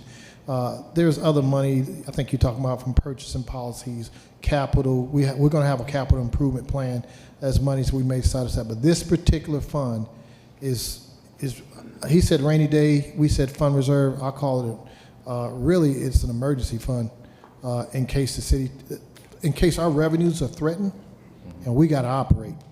And it should. Insurance. I mean, it's insurance, basically. It is. That's exactly what it But is. again, I go back to my original question. If there's a tornado that threatens the entire city of Mableton that is a huge issue, are we expecting that the manager has to come to council in order to spend that money to That's work a on that contin- I issue? think we call that It should be- contingency, It right? should be, you seven would ultimately drive that decision. Now, he may bring it to you for consideration, or you may bring it directly yourselves for consideration. But you as a governing body would make the decision on whether or not to use those funds. It would not be at the discretion of the city manager or any of the staff. I think we're speaking on the contingency fund. That's a different. That The is very contingency fund is different than the Yeah. than the rainy day. And you bring a good point. Let me talk about the difference between contingency plan. Contingency plan is, we know we're going to spend it. We just don't know what it's for yet. Something's going to come up, and we need a little bit of money set aside for when it does, we can allocate some dollars to it. It gives you some flexibility. You don't want to have a situation where someone comes to you and they share a problem that really needs to be addressed, but we don't have any flexibility in our budget unless we cut something that we really want to do. Now you've got contingency. So contingency isn't rainy day fund. It's I can't see 18 months down the road to know what I need to spend. So I'm going to put something aside for when that comes up in month 9 or 10 that I can go out there and spend those dollars. We have contingency funds in our current spending plan. Right. Yeah, So for that's savings plan versus 401k, and that's the difference between what we're talking about here. I mean, this is basically just break glass, like break the glass. Yes. Yep. Okay. In case of emergency, break glass. That's exactly what that is.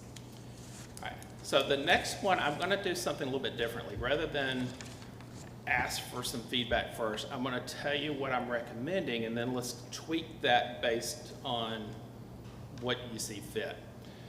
So and I saw this happen with a city council, and I was amazed not only that a mayor actually recommended this, but just how well it worked for. It's still working. It does great. So the mayor would designate 3 members of the city council to form and manage a budget committee. And the purpose of those 3 members would be to sit down, like you mentioned earlier, I want to go through the expenditures line by line. I want to look at this. I want to dive into it in details. At a full council meeting, that's just not feasible and practical. Right. You'll be here for hours and hours and hours, and you don't want to do that. The public doesn't want to sit through it either. But there are certain things where you want to really dive in detail and do. So the the mayor would appoint 3 council members who, on a rotating basis, every year someone comes off, a new member comes on. Those 3 members sit and they dive in and they go through, they're in the weeds with the city manager and your finance director, looking through the budget and asking the questions. If during those discussions, all 3 of them agree on something, it stays. So if all 3 of them say, take it out of the budget, we don't want it, it goes. If all 3 of them say, we like this, we want to keep on, let's move on, let's leave it as it is, then it stays. If 2 of them say, take it out, it gets taken out, but that gets brought forward to the full council. And if one of them says, take it out, but the other 2 don't, it stays in there, but it goes forward to the full council. The logic behind it is if 3 of the 7 already agree, the odds are at least one of those other 4 are probably going to also. And if 3 of them say, no, we don't want it, the odds are there's probably at least one more person who would be that. Now, this mayor went a step further. He even said, and if there's not, I'll be that fourth vote. That's how much he supported it.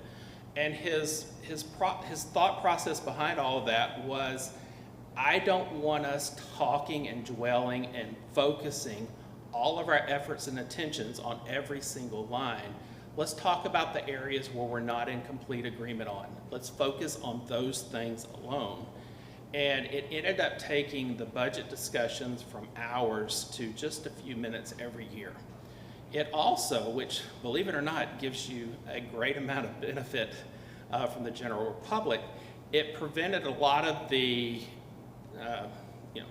infighting and more energetic discussions that can take place sometimes from being in the public forum. And someone says, you don't air your dirty laundry out for the world to see. This was a way for some of those difficult discussions to take place before it came to the full council for consideration.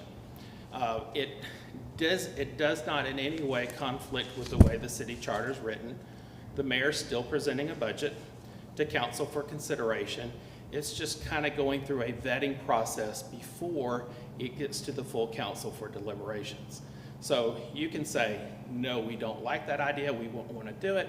Yes, we think that's something that's feasible, but I've seen it work so well, and I want to at least throw it out there for you to kind of consider whether or not this is something you'd want to do. And honestly, I need specific feedback from you, Mr. Mayor, on whether or not you would want to establish and start appointing members for a standing committee like this. Yeah, I would be in support of any effort that will accelerate and, make the process a smoother one for everybody.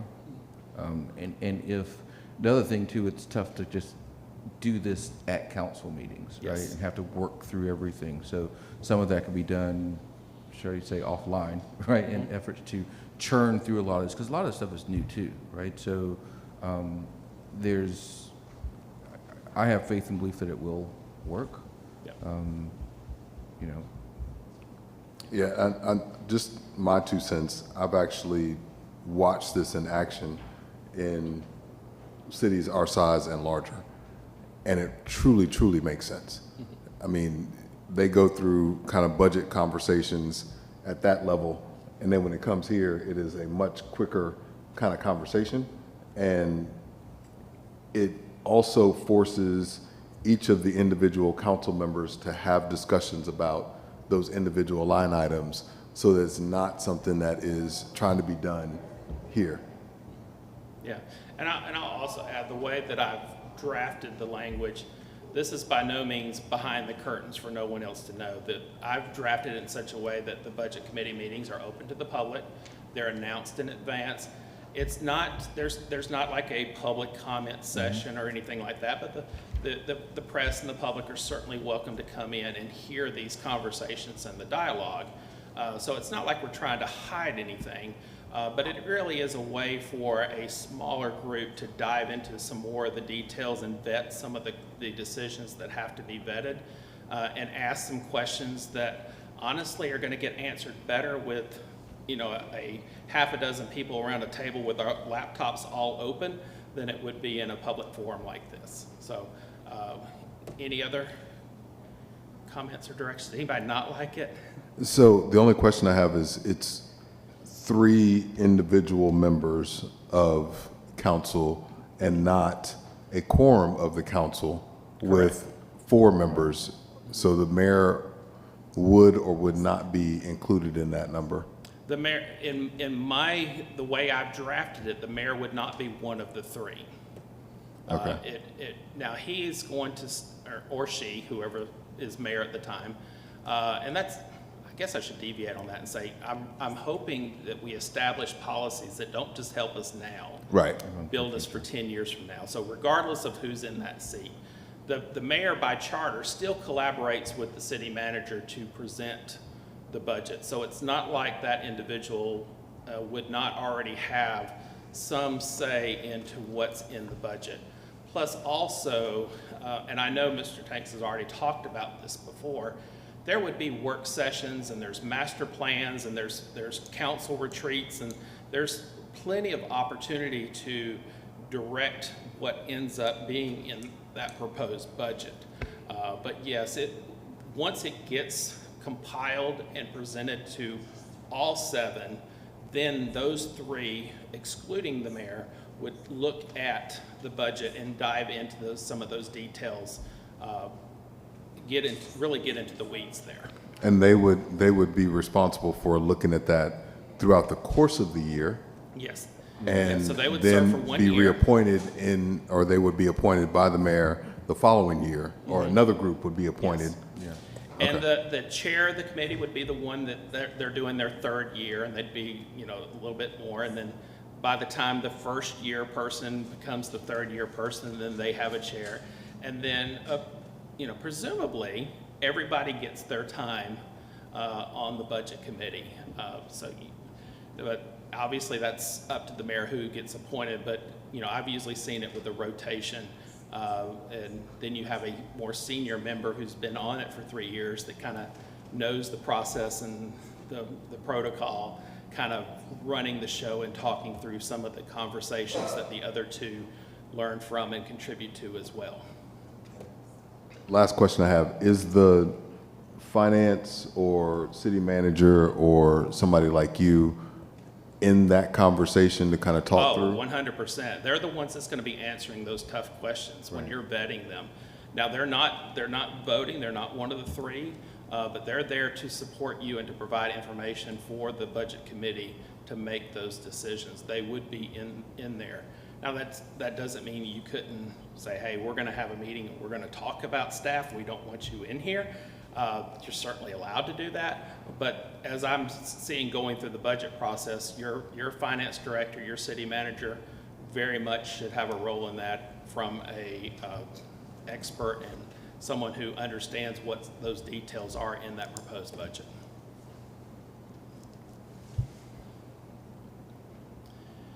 I don't have anything else. Okay. I'm fine with it. Well, I'm Ditto. if everything I'm going to talk about tonight, I'm glad you're going that direction. I think it's going to really serve the city well 5, 10, 15 years down the road. I think, the last thing I'll say about that is I am obviously in support of committees. I think they do help. I think it allows us to get to a granular level faster than bubble things up. I think you mentioned more when there's an actual issue, right? When there aren't complete agreement on something to be able to help move it forward.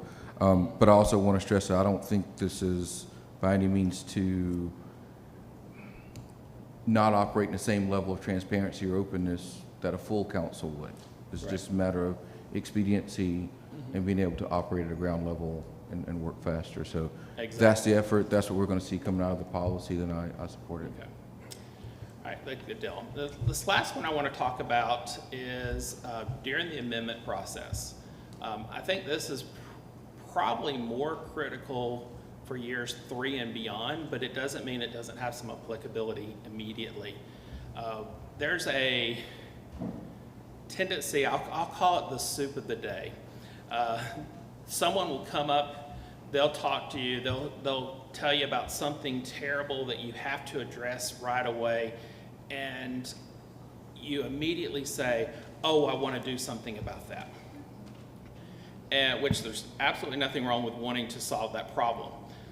What happens though is during the budget process, when Bill's sitting down, he's talking with all of his department heads and they're putting their submitted budgets and he's putting everything together, it will be a shortfall. He's going to have to start cutting some things. We can't afford to do everything that all these department heads want to do. So he starts whittling down and he's cutting out some very good things that if you had more money, inevitably you would do. So those are gone. They're out of the budget at this point that gets adopted. But 6 months down the line, someone comes to you, super sweet, super sincere, crying, really tugging on your heartstrings. You want to do something about it. And then all of a sudden you forget about all this other important stuff that got cut from the budget. So what I would like for you to do is to establish in your policy that any amendments flow through the budget committee so that you can revisit some of those things that were cut, as well as the item that's right there in front of you, that soup of the day that you want to address, but you forgot about all that other stuff too. And then put them all together. Say, this person and their issue that we want to address, how does that compare to the other things that we didn't fund? And is one more important? If we have $10,000 to help this individual, would that $10,000 be better spent on something that got cut previously? And if you run it through that budget amendment process and utilize the budget committee to kind of put that in perspective and gauge it, then I think you're going to be a little bit better served by doing that. So what I'd like to do is include in the budget policy that your amendment process and any amendment considerations flow through that same budget committee process to get to a recommendation, rather than just, oh yeah, let's do it. City manager, go back and find money. Let's do this $10,000 and solve this problem. The city manager will say, well, we'll get the budget committee set up, and we'll look at that, consider it, and then get back to you. Am I making sense? Okay. All right, so I just want to kind of see your thoughts there. And that it's tough because you're going to want to solve that problem right here and right now, but you're not going to have unlimited funds. So how do you manage those limited resources best? And does the amendment also go through the council as well as the budget committee? Yes. And that has to, yes. That's state law. But once the budget committee looks at whatever it is, and what you're going to find is, for example, that feasibility study said $4.2 million on insurance commissions. I think, just from my experience, I think you're going to be pleasantly surprised in October. I would look for something that's higher than that. Now, I'm on the record. I know it's been recorded. I wouldn't say it if I didn't believe it, though. But I think when that number comes in, if you have a couple $100,000 extra that wasn't budgeted and wasn't anticipated, oh, how do we spend that? Well, let's take it back to the budget committee. Let's look at things that got cut at the beginning of the budget process, and let's decide on how best to utilize that, rather than just, let's throw a big party, kind of deal. So that's what I'm saying. But yes, it would definitely come to council for consideration. Yeah. I don't want to get into the details of the operating procedures of how the budget committee would work, but a lot of funding requests have a time and place kind of thing. Mm-hmm. And what was important 6 months ago may not be as important. So just because that was cut, but right on the cusp, doesn't necessarily mean that goes back to the front of the line. Exactly. It just means you put it all in the same basket or reconsider, that you don't give what's right in front of you more attention just because it's right in front of you. The squeaky wheel gets the oil. Doesn't mean that's the one that really needs it the most. Okay. All right, so financial reporting. Two things I want to talk about here with this policy. First one is the selection of the auditor. I've seen it go both ways. I've seen it where, city council needs to select the auditor. They need to be independent. You don't want the people getting audited, the finance department, picking the auditor. That's one argument. The other side of the equation is who best to know whether or not the auditors are doing a good job or not than the ones that are responsible for keeping up with all these very complicated governmental accounting standards. So I've seen it go both ways on this, and I kind of wanted to get some feedback and direction on whether the vetting of RFPs and RFP responses, the actual proposals, if you want that to go through staff, or if you want that to go through some other body, whether it be the city manager or the budget committee or someone else, and kind of get your thoughts on which one you prefer. I'd prefer a recommendation from the city manager and a vote from the council. I wholeheartedly agree. But I'm cautiously saying that absent an actual policy about whether or not we got to get 3 bids, like all those, I've got to see that first. Yeah, we're And I've getting got to to that. understand what that looks like. It's coming, I understand, but don't ask me to select one or the other. Like, I need to know what is going to be the policy and what is going to be presented to me and what it's going to be based off of. Yeah, fair enough. And the dollar amount.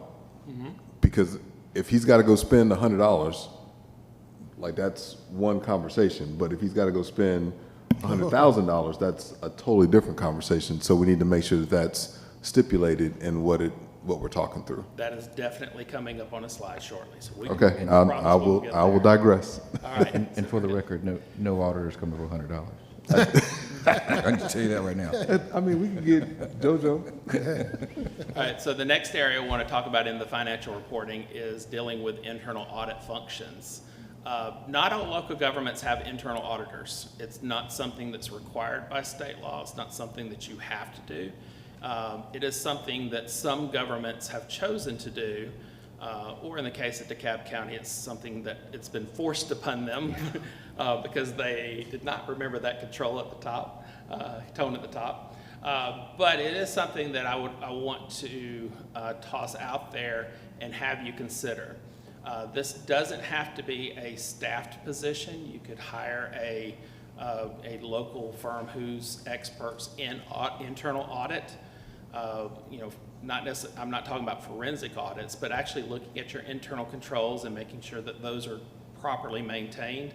But it can be someone who is internal staffed position, but in theory, they would report directly to you, just like the city manager and city clerk does. It wouldn't be someone who reports to the finance director or even the city manager, because you do want to have some sort of independence there if you bring this position in-house. So the 2 questions that I have for you here is, A, is this something that you want to see happening either in the near future or very soon?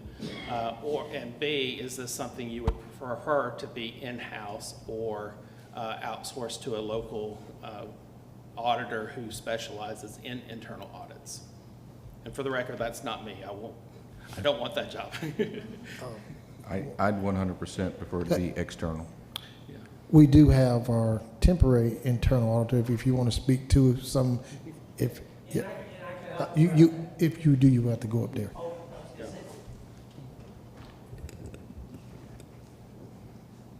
So we have actually been engaged as an internal audit firm to assist the city with going kind of back to Chris's COSO cube there.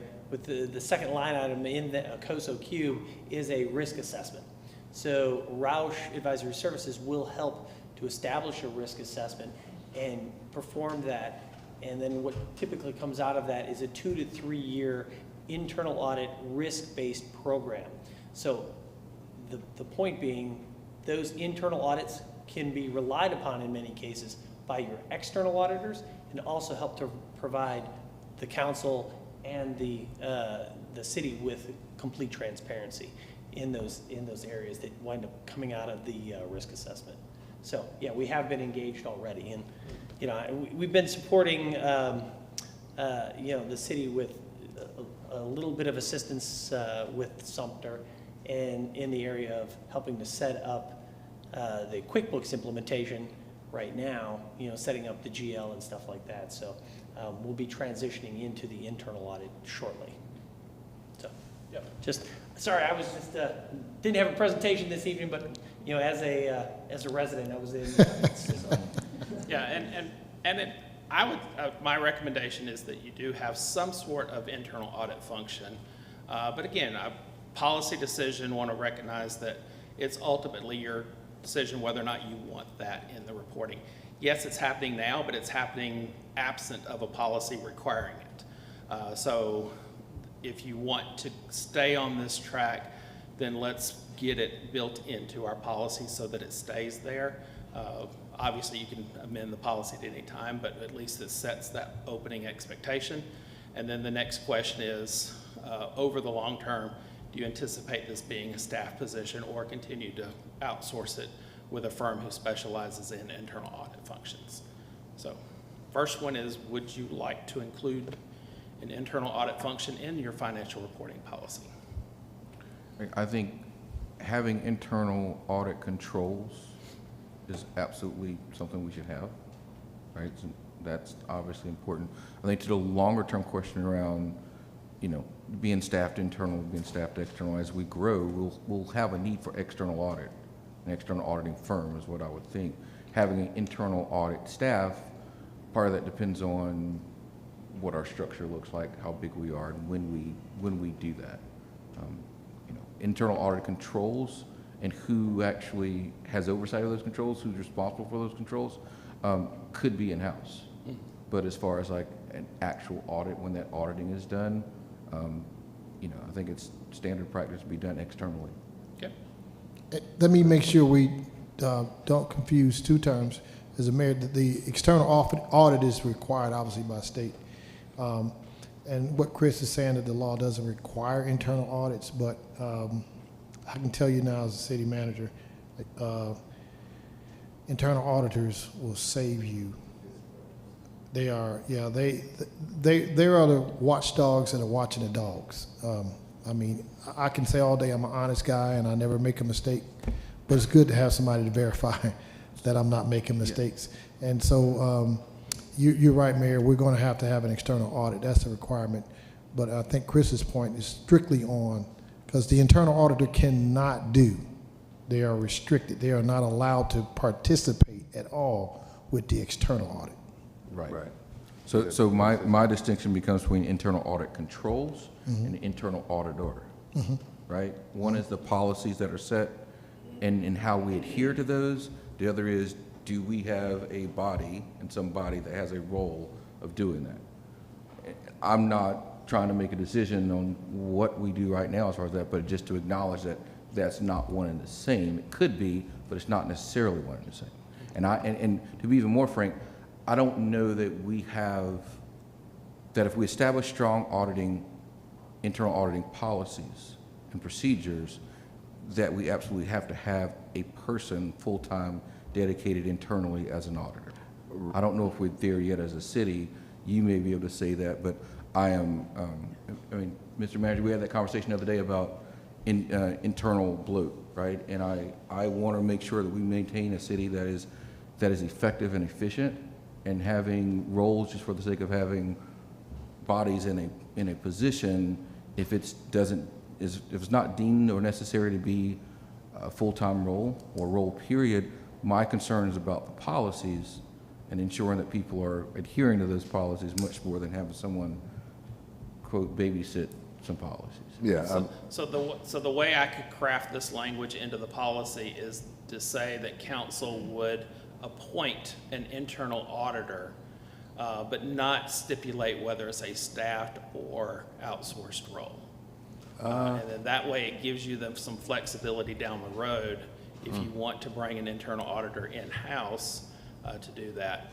And I also want to be careful, the term external audit, I don't mean they're outside, they're not an employee. That's not what that term means. That's internal audit and external audit really looks at what's being audited. So your external auditors, you know, Rushton and Company, Malding and Jenkins, some of those big firms, they're coming in and saying, are your financial statements properly presented? And they'll look at internal controls, but that's not their primary objective. Internal audit, their focus is, are the assets being properly secured? Are there controls in place to make sure that the financial reports are accurately presented? That's the role of the internal auditor. So don't equate internal with inside employed versus outside not employed. You were about to say something. I'm going to reserve until I see your documentation. Okay. I only have the major concern that I don't necessarily believe that an internal auditor who is auditing us internally should be a staff employee. Okay, fair enough. Okay. All right, so I am saving the best for last, so we will get to the purchasing, I promise. But on procurement cards, I want to talk a little bit about that. I'm a huge fan of procurement cards, but there are significant risks that come with them. Procurement cards are designed to provide for small purchases that really create some efficiencies within the finance and accounting roles where Frank doesn't have to write a check every time someone needs to go to Home Depot for a $8 light bulb. That you have a procurement card that certain individuals are provided, and they're allowed to use those procurement cards for city purchases. A procurement card's different than a credit card in that there is a central administration of that as to who gets the cards, but ultimately there's one bill that comes to the city. That individual card holder has a different credit limit that's established internally by the procurement card manager, whoever that person ends up being. So the city clerk may have the ability to spend $1,000 a month, and the city manager may have the ability to spend $5,000 per month on their procurement card. But ultimately those bills get pulled together into one statement that gets paid. So there's tremendous value in doing that. Obviously, when you put a procurement card into someone's hands, that does come with a certain amount of risk. You're essentially extending that employee credit with the city's money. So you want to have some good controls in place, and you want to have a good policy in place that sets the expectations of, yes, this has to be used for official city business. You won't use it for this purpose. For example, some governments say you can't use it for purchasing alcohol. You can't purchase it at a casino. You can't use your card to get a cash advance. There's certain provisions in there that stipulate what you can't use that card for. The other nice thing about a procurement card program is the administrator can go in and specifically state in with your card, if this card gets tried to use at a casino, it's not going to work. With a normal credit card, you wouldn't necessarily have that flexibility. So that's really why you want to keep that in place. I want to jump to that third one, legal considerations. It's actually state law now that you, council, cannot have a credit card or procurement card unless you adopt this policy. Right. So if you're getting ready to go to Savannah in June for the GMA conference, and you want to use that for travel and hotel and registration fees and everything else, you have to have this policy in place before you're allowed to receive and get issued a procurement card to use for those purposes. So this is, if we decide that you want to have procurement cards in place, I recommend we get the policy in place for it as well, so that, again, you tell staff what's expected of you, and then also to check that box off that if council is going to be using procurement cards as well, which I feel you should, that you're able to have that policy in place and legally get that procurement card. And then the need for oversight, in addition to the city manager and the procurement card manager, this is definitely one that an internal auditor would look at from time to time, just to test the expenditures and making sure that they're spending accordingly. So the question here is really, my recommendation would be that once we have a procurement card program up and running, that council be provided those procurement cards, and therefore we have a policy that's adopted by council that allows for that. And I want to get some feedback from you on whether or not you would want council to have the procurement cards as I'm recommending. I think so. Yep. Absolutely. I mean, I don't know, this is completely net new. We've kind of kicked it around a little bit in the past. I think we probably already should be there. It's one of the things we're probably behind the curve on. And I think as long as the policy is in place and everyone knows it and willing to adhere to it, we move forward. Okay. Yeah, I think that becomes the big kind of point. What is the policy that we're putting in place to govern the card? Not necessarily what you spend it on, but how quickly you need to return receipts, how quickly you need to do all those things that need to be in place for that card to be here. Yeah, and that's where I will say my draft of the procurement card policy, I try not to do this on most cases, but the procurement card policy, I do have some procedures in there as well, just to make sure those things like you're talking about get addressed. So a receipt, it's all electronic, so when you make your charge, you're notified via email, hey, there's a transaction you need to go in and approve. You attach a copy of your receipt into the portal, you code it to the general ledger account that it needs to be coded to, and then it goes to a supervisor for approval. So if it's the finance director, then it would go to the city manager for approval. So you've got 2 approvals at that point, and then it goes to a program manager who's going to look at all those transactions as well. Now, as council, you don't have supervisors. So that would just immediately go straight from you to the program manager to review and say, yes, I've got all the documentation here in place. But that's built into the policy. And if that doesn't happen, then the card gets suspended. And you can temporarily suspend a card. That's one of the nice things about a procurement card program. If someone's going to be on vacation, you can turn their card off for a week and then turn it back on when they get back. So you put all those provisions in place for that very thing. So the one question I have based on that is, what fund does that come out of?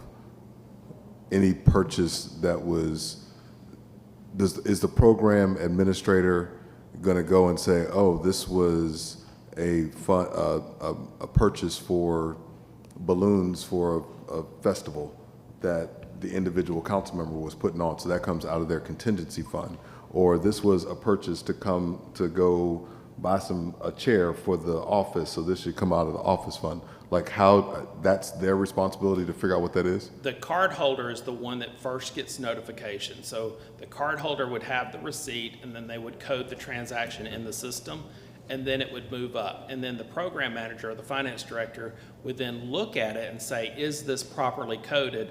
And if they don't feel it's properly coded, they could ask questions, say, hey, you got balloons, but you coded this to legal expense. Is that right? Is that what you really meant? Oh no, I meant to put that to supplies. Can you change that for me? And then they can make those corrections and update during the review process. So a typical card holder, not a council member, but a typical card holder, they're going to look at it and approve it. Then their supervisor is going to look at it and approve it. And then the program manager is going to look at it and approve it. So it's going to have all 3 of those levels. And hopefully, if everybody's doing their job right, you won't have miscoded transactions coming out of the system. But the one who makes the charge is usually the one that's going to know best on how it needs to be coded and appropriated. Good question. Is this program administered through the software that we currently have, QuickBooks, or is this a separate software that we have to acquire? Because it sounded like some education might be needed here on how to operate the card, how to enter the expenses, the definition of each of the expenses, and so on. So is this something that we have to purchase a software for and then get educated on it, or is this something that you will have to put together? No, the bank that manages the card program, they're going to have the software for that. Now, yes, there will be some internal training. This is how you attach your receipt. This is how you code the transaction. Supervisors, this is how you approve the transaction. We'll do that aspect of it and accomplish that, but there's no special software that you have to purchase for it. Now, at the end of the month, you can download, or the program manager would download a report that has everybody's charges and what they were all coded to, and then they would load that into our financial software. So this wouldn't go through Paycom? No. No, this goes through the issuer. I mean, Chris, for sake of relevancy here, I think most of us have been in a situation in the corporate world where you travel, you got a card, you go in, you put your expenses in, you code. I mean, I'm not hearing anything different than that. I don't want to make it seem like, well, we're doing something, completely new here. This is fairly standard. It is. Yes, sir. Whether it's corporate or government, it's an issued card. It's coded to you. You put it in. You do your expenses. You stay within the boundaries of what you're supposed to do. Get it in a timely manner. It gets approved, and that's that. I would agree with you entirely, which Okay. is why I support the use of a card program, but believe it or not, it's not widely understood, and there's, especially with an older generation, sometimes there's a tendency of, no credit cards, no, never. If if I can't write a check for it, we're not gonna do it. And so I always wanna make sure that I provide why I'm recommending it, but ultimately it's council's decision if they go for it or not. So I would agree with everything you've said and would recommend that you have one in place. Thank you, sir. Can we get concur? Right. Mr. Mayor, Sir. before Chris speaks, oh, you still on procurement card? I thought you went purchasing. I was about to go to purchasing, but I'll, No, you can go to purchase. okay. I do. Did they tell him to do, I think they said yes, they support. Yeah, yes. I definitely want to see the policy. yeah, Yes, absolutely. yes, he's going Yes. to come back with the policy. Tonight is just to get direction. Yes. Before he moves on to purchasing, I want you all to be aware that you all have a purchasing policy in draft format. I think we just Yes. have not formally adopted it, but Chris is probably going to speak on some things, and that will probably merge with what exists. I don't know if we voted on that policy not yet. No. For Yeah, discussion and read, and then it was put on hold for Correct. further review based upon the city manager. And purchasing policy versus purchasing SOP. Yeah, that would be a purchasing policy, and that would relate to the question that you had earlier about just the thresholds, like when Okay. would something have to come before the council versus being able to be Okay. expended. All right, go ahead. I just want to make sure the council's aware. All right, so let's jump right into that very topic, because that's the first one I have here is approval levels. There's three levels that I want you to kind of consider. One is the departmental level. So this would be a department director that manages their department's budget. What level of purchasing authority you want to provide them, then the city manager, and then what needs to go to council above and beyond that. So Chris, I get where you're at with the approval levels. Can we start at 1, 2, 3, level 4? Let's talk about the types of procurement. Okay. Because the approval levels kind of get flushed out when we talk about the types of procurement that we're talking about. Okay, absolutely. So, and this is where I'm going to get a little nerdy and talk some That's what I'm looking for. Some purchasing jargon. First two I want to talk about is requests for proposals and then requests for bids. Requests for proposals differ from requests for bids in that one considers a qualitative aspect and one is strictly price. So a request for bid, which is actually required for state public works contracts. If you were going to build City Hall, for example, you would have to do a request for bid, and it's price driven. These are more commodity. If you were going to buy a ton of sand, it doesn't matter who we get our ton of sand from, which one's the cheapest. So you do a request for bid for that. A request for proposal, it examines the expertise, the qualifications of the firm. Do you like the way their brochure is laid out? Do you think they're going to do a good job? These are more your service-oriented industries, like your auditors, your marketing firms, et cetera. You look at proposals in that case where you're going to evaluate a qualitative aspect of it.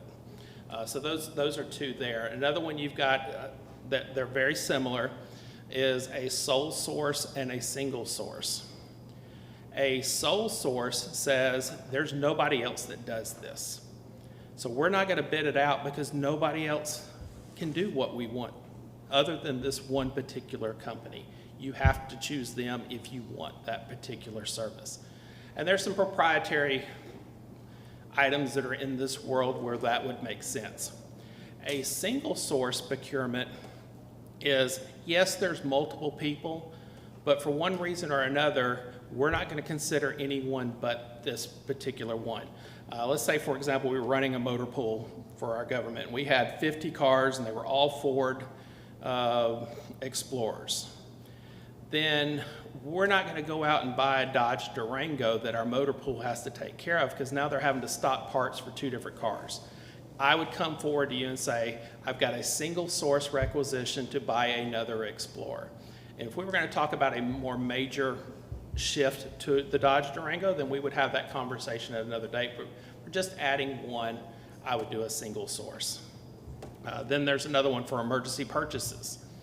If it's unforeseen, and it's not just lack of planning, Right. but it is an unforeseen event that takes place, what's the process that we're going to go through for approving those type of purchases? So those are really the main ones that you're looking at and talking about.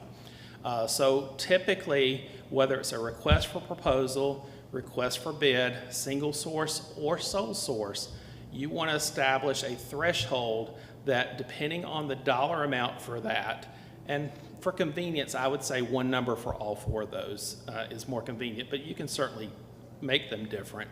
What number do you feel is appropriate to come to council versus what number do you feel is appropriate for the city manager to authorize versus what you feel is appropriate for the department director to authorize? Did I answer what you were looking for? You did, and Good. I'm in a unique position because I'm dealing with this on a daily basis. But that's very important for us to understand, because at the end of the day, anything that we decide to purchase, if it exceeds this threshold, it has to come to council, or as they say, legislation, and it has to get into the cycle. So it could be. And I want to make one very important distinction. I'm really talking about contracting, Contracts. not a purchase. Right. And I think it's important we separate. I get that. Your payroll, for example, might be over $50,000, but they don't need to come to you to approve the payroll every single pay period. But contracts, when you're obligating, that's where we're talking about these different purchasing decisions are going to come from. So it may very well be possible the city manager gets a legal invoice from the attorney that's $60,000. That wouldn't necessarily need to come to you because that's not a contract. That's just an invoice for services provided. So. Right, and that should have been figured in the budget itself. Exactly. No, Yes. I get that. It's say we're going out there and trying to buy a new piece of software. If it's under a certain amount and it goes through this particular procurement process, it should not have to come back to council to be done if it's allotted for in the budget that we need a new Exactly. HRIS Yes. sort of thing. So that it needs to be spelled out to that point to where the city manager understands what has to come back through legislation to get done versus Yes. what he has the opportunity to do. Precisely, and that's the guidance I'm looking for you here. So that top tier, what amount do you feel is the right amount that you should be getting brought into the decision process for a contract approval? And are you, in that number, are you stipulating, we got to go out and get 3 bids, like all that sort of thing, or is that a part of the? Those details will be spelled out, Yeah. We have a threshold. If it's $2,000, then I already know that, not even necessary to go out and get anything purchased. We may set a threshold $2,000, may not necessary. If it's up to a certain $8,000, whatever the threshold is, we may just have a practice that at least I call 2 other providers and to be able to defend, but not come to the council for something Yeah, like that. and I've actually got language in there written that way. Now, if it's a case of copy paper, no, I'm not going to call 10 people to find out who has the cheapest. But there's language in there for those small purchases. You make a concerted effort to ensure that you're getting the best value. But if it's a higher amount, say, $25,000 or more, then yes, we do want to issue an RFP in those circumstances for those types of transactions. So that's the dollar amount that you want to stipulate in the policy. Okay, and the last thing I'll put out there is I don't want the policy to stipulate that we have to go with the lowest bid, No, well, but it that we have depends. an opportunity When state to. law Yeah, requires. it depends. State law requires. When No. when state law requires, I get that, but Yeah, if it's a request for bid, that is completely driven by price, which is important that the specifications be very narrowly written so that everybody's proposal is truly apples to apples. But if it's a request for proposal, then you can consider qualitative aspects and not just price. So it depends on what type of document. If you're going to repave road surfaces, for example, we're doing public works jobs, Nope. those have to be bid out. Right. But if you're selecting your city attorney, for example, clearly there's a qualitative difference when you look at the experience of someone who has local government legal experience. Have they been doing it for 5 years or have they been doing it for 20 years? You're going to have vastly different responses, and you can't look at just price in those considerations. So depending on the type of proposal that you're looking for, whether it's an RFP or an RFB, et cetera, then price would matter exclusively, or price would only be a component of it. Yeah, so that's just something to be mindful, city manager, that we're understanding which bucket we're putting this in before we put it out there. Absolutely, very aware. So I think the question at hand is, Chris, you're talking about at a city manager level, an appropriate approval dollar amount for these contracts. And is that just at city manager level, or is it at department Well, level? the first one that I'm looking at is what dollar amount do you want to come to you? Whether it be Right. 25 So if or it exceeds some 50 or threshold. 100. If it hits this dollar amount, it's got to come to council. And that doesn't matter what, okay. What I was thinking in my head, departmental level approval, city manager level approval. I $50,000. Okay, 50? So I would venture to say 50 as well, but I would want to know what other municipalities of our size, kind of what they look at from that Yeah, aspect. without doing a survey, 50,000 is a very 50,000. in the middle of the road number. I've seen it as high as 250, which I think is a little high. I mean, I've for seen- a city government. I've seen a very large city Yeah. that's just west of us, that's 100,000. Yeah. So 50,000 for us, I think makes sense. And I saw a head nodding over there at the end too, and I would agree. I think that's a good number to look at. And then the next one would be how much can the department director approve on their own without it having to go to the city manager for further discussion and approval, staying within their budget. Obviously, it's going to be less than 50,000, but it's going to be more than $1, I would hope. Yeah, 25, 2,500? 25. I mean, where we sit today, and I know we're making policy for, 10 years down the road. Where we sit today, I kind of don't want anything that doesn't go through the city manager's bucket. Any department that's not going through him to validate and make sure that it's in line with the vision of the city and all sort of thing. But Well, keep in mind that the department heads actually come through the city council for confirmation.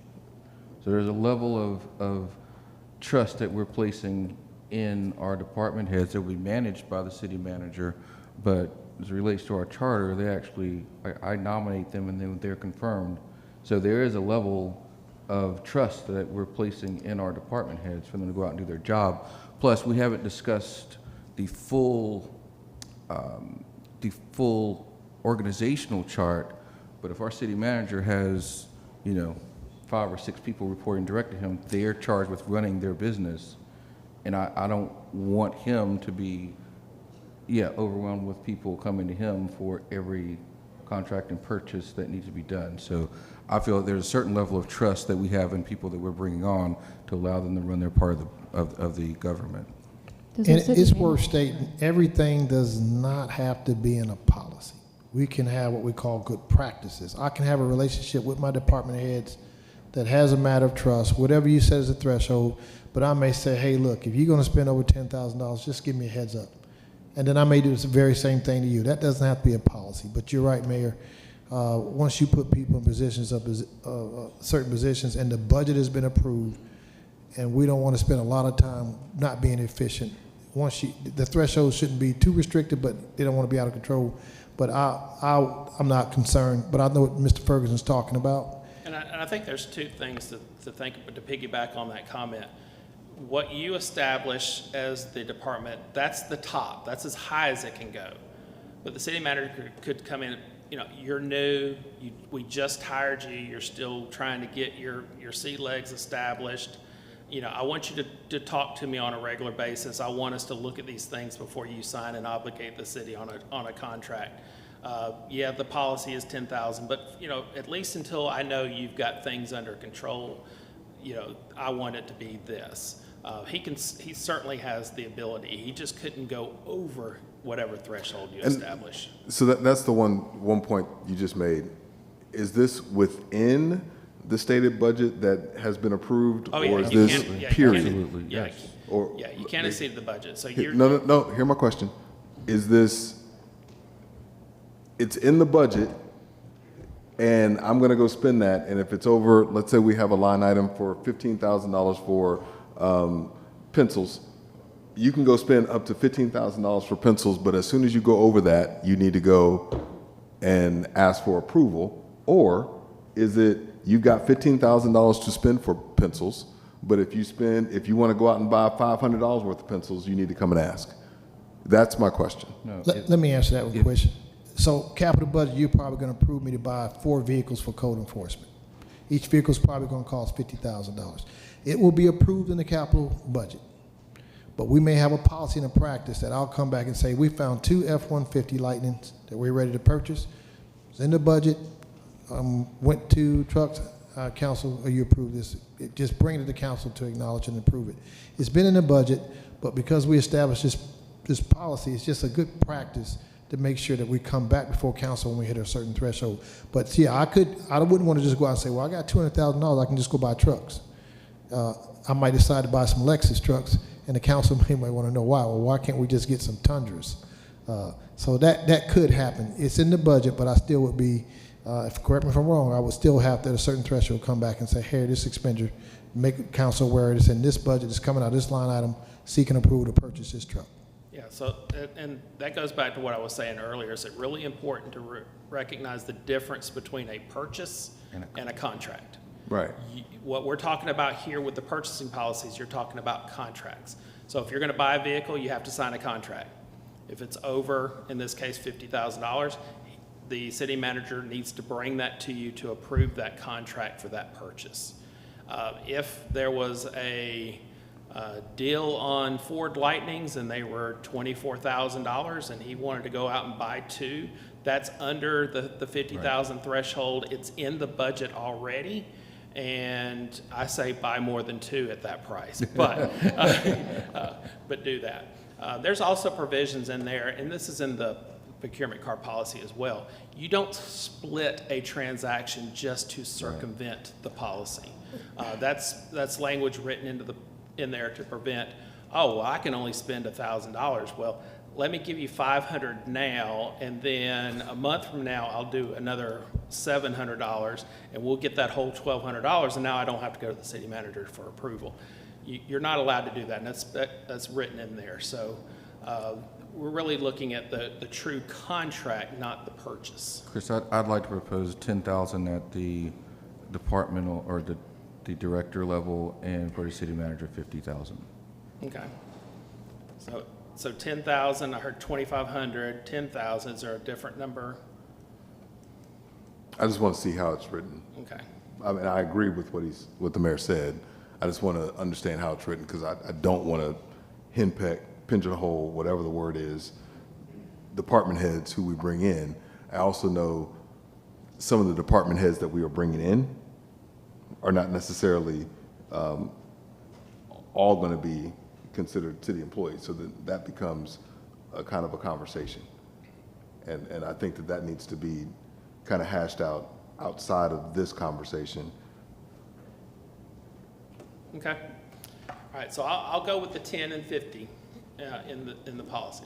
All right, this last one is just kind of some words of wisdom from someone who's been doing this for 30 years, is it's going to happen. It probably has already happened a little bit, but be very cognizant of the opportunist that wants to kind of get their foot in the door during an RFP process. oh, hey, I saw you've got a banking RFP out on the street, and, we've been here in Mableton for 50 years doing banking services, and, it'd be really good if you picked us. Get as far away from that as you possibly can. You don't want to have that influencing your objectivity. It definitely opens you up to lawsuits. More importantly, it opens you up to doing what's best for the citizens of Mableton and providing them with the best service. So when you have an RFP out on the street for anything, if a vendor calls you and wants to talk about it or in any way influence you in that decision process, just refer them to the city manager, say you need to talk with them. We're not allowed to talk to you during this silent period. And if they persist, you actually disqualify them from consideration. So just giving you a little bit of heads up, it's gonna happen. Just, they don't mean harm. They're not trying to circumvent the laws or anything. They're just trying to get an edge out on the competition. It's best to steer as far away from that as possible. Just put it all on the city manager's back and let him talk with them, coach them on how to submit a proposal and get it in by the deadline, and then it will get looked at accordingly. So I know I'm preaching to the choir a little bit on that one, but that's how you get the choir to sing, right? Yes. All right, so with that, I know I've taken some of your time. I did warn you I was going to do so at the beginning, but I do appreciate your patience, and you've given me some great feedback. I think the next steps is that I will give some drafts to the city manager that's factoring in your input. He can circulate them as they needed, but you'll be ready to vote on them in the very short future. Thank you. Thank you. Thank you very Good much, job, Chris. Mr. Mayor, it's your call. I know we've been at this now for 2.5 hours. If you want to do a recess. That's where I was just angling towards. I know it has been 2.5 hours. I would strongly like to entertain a 10-minute recess. Mr. Mayor, I'd like to ask that we go into recess for 10 minutes. It is 9:03 now, that we come back at 9:13 to reconvene. Thank you. Second. Motion's been made and seconded. All those in favor of taking a 10-minute recess, please say aye. Aye. All opposed, say nay. Ayes have it. Thank you. We'll take a 10-minute recess. Susan's got the clock set.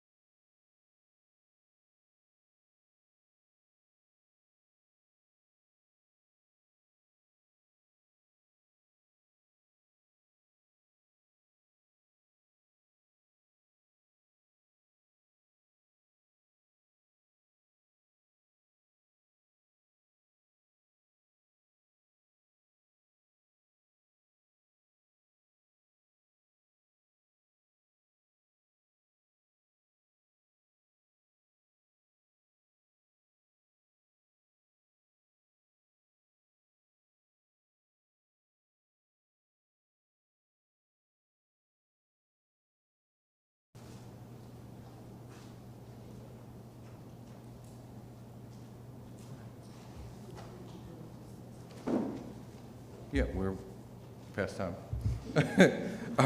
All right, guys, we're gonna pick back up where we left off.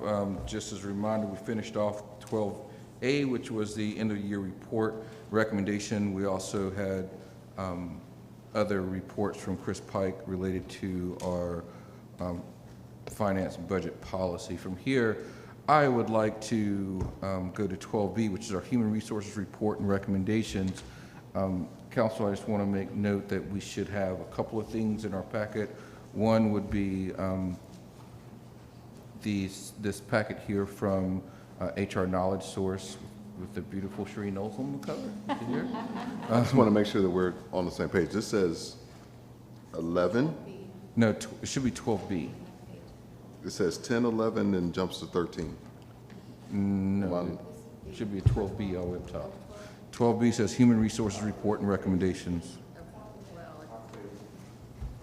There you go. Okay, just making sure. Okay, so so with that said, I want to turn this over to our city manager to discuss about the Human Resources Report and Recommendation. I see we have HR Knowledge Sources here ready to go. City manager, the floor is yours, sir. Thank you, Mr. Mayor. Thank you, Council. As we mentioned in starting out this earlier this meeting, you all approved the hiring of both in finance and HR firm, two critical functions to get us to the next level. Tonight, we have the pleasure of the HR firm, HRKS Knowledge, Ms. Sheree Knowles and Ms. Artie Harrison. They are going to talk about the company, and then we're going to have the contractors that are working directly with us, Ms. Arbriel and Ms. Janae, will talk about some of the work they've done and where we got coming at next. So at this point, I will yield the floor to HRKS CEO and Senior Vice President, Ms. Sheree Knowles and Ms. Artie Harrison. Thank you. So good evening to all the folks who remain. Mayor Owens, Council, City Manager, Mr. Tanks, and team. We are really grateful to be a partner with you. It's been very interesting listening to all the things that you are thinking and working through, and to have an opportunity to be in service as you co-create the city is amazing. So we're grateful to be here, and just wanted to say that. I want to tell you a little bit about who we are and what we do, and then, as Mr. Tank said, we'll turn it over to our team to specifically talk about the work that we've started with you. So my name is Sheree Knowles, and I am the CEO of HR Knowledge Source, or HRKS as we call it. We are a business consulting firm, and we specialize in all things people. So that's talent management, it's culture, it's recruitment, and human resources. We are a woman, a Black woman, and minority-owned faith-based firm. I founded the company in 2013 and launched it in 2014. Been a member of the Cobb County for all of those 10 years.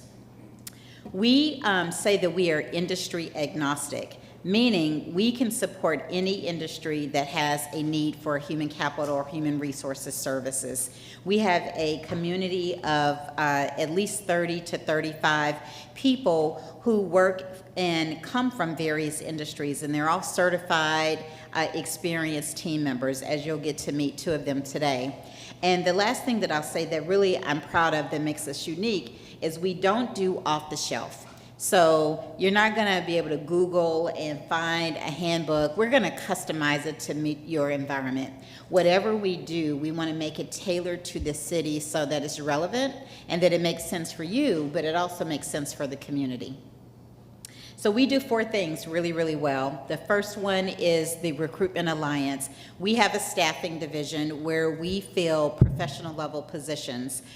We do this in a really targeted and incredible way. It's very thorough. We get a lot of compliments from clients, but we also get a lot of compliments from candidates because of the experience. The second thing we do is called the Career Blueprint.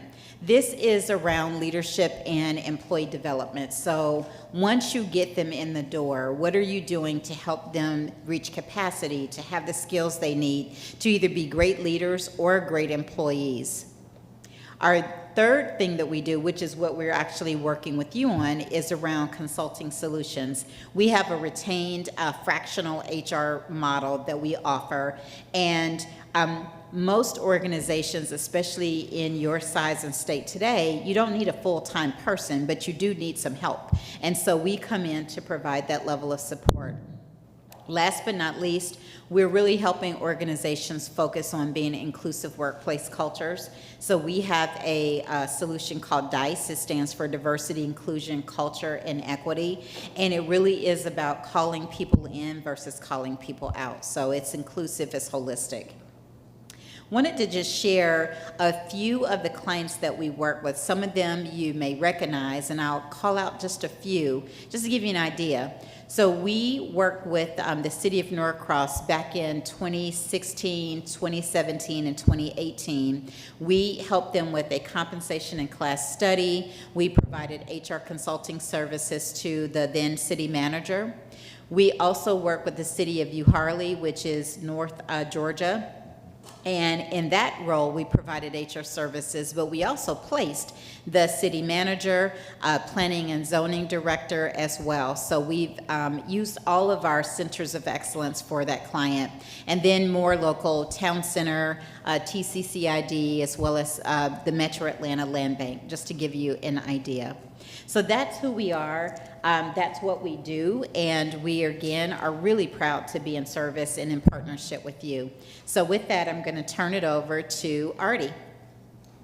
All right, so I'm Artie Harrison, and I serve as the Senior Vice President of Strategy and Client Development. So what I wanted to briefly do is just to share with you what our contracted services are with the City of Mableton. So we are providing retained recruitment and an HR coordinator. So that simply just means that with all of the positions that you've talked about or that will be talked about, we're here to actually help to identify and help fill those roles with right fit candidates, which is really important. The HR coordinator is also supporting any HR related matters, and those individuals are on site. We are providing recruitment and talent acquisition, so if there's some of the higher level roles, we have behind, even though there's individuals that you'll meet here tonight, we have a team of people behind them that you don't see. So it's almost like an attorney where you see one person, but you've got a slew of people behind them, and that's what we also provide to support the team that's here tonight.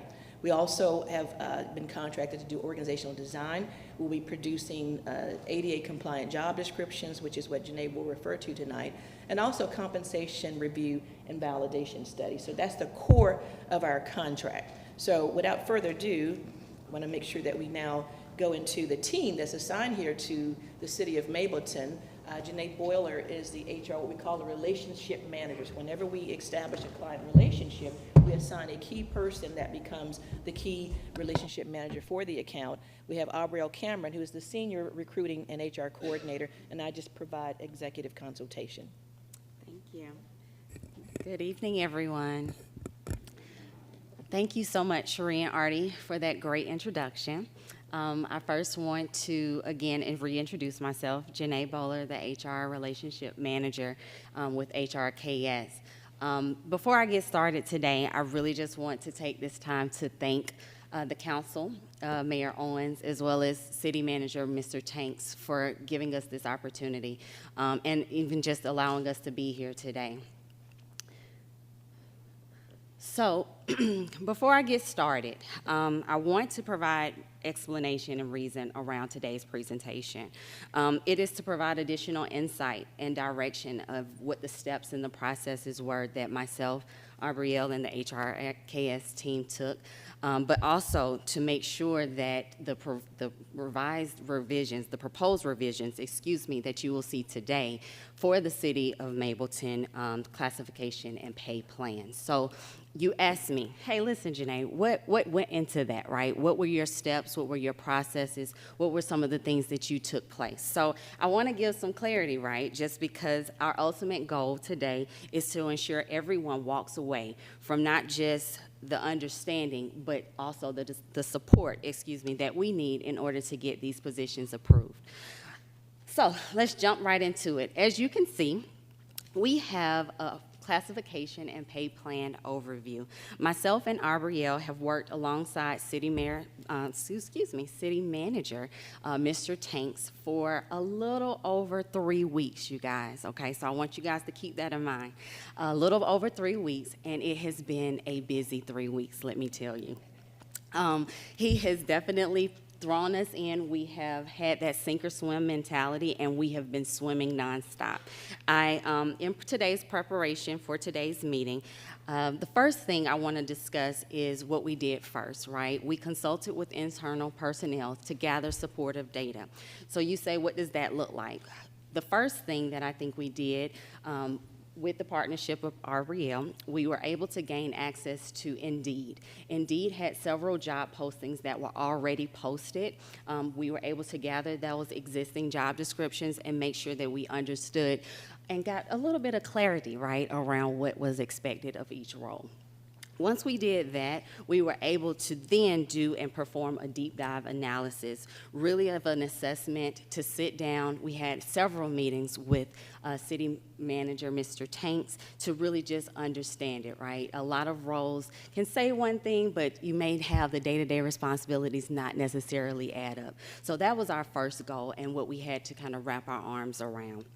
The next thing I want to talk about is that we then identified, reviewed, evaluated all the open and, considered open and filled positions by department. And I heard you guys say that a lot of it is not really department-based. These are pretty much proposed departments, right? So I want to make sure I'm clear that, hey guys, listen, this is not necessarily a true department that we have deemed, but proposed departments based on the city manager's feedback. During that process, we were able to assess the 2023-2024 approved spending plan. Mr. Tanks provided that information to me. Of course, I think it was like 30 pages long, so we were able to do a true deep dive into that as well. A lot of it was not relevant to what we needed. We really wanted to look at that preliminary classification and pay plan report that was submitted back in April of this year.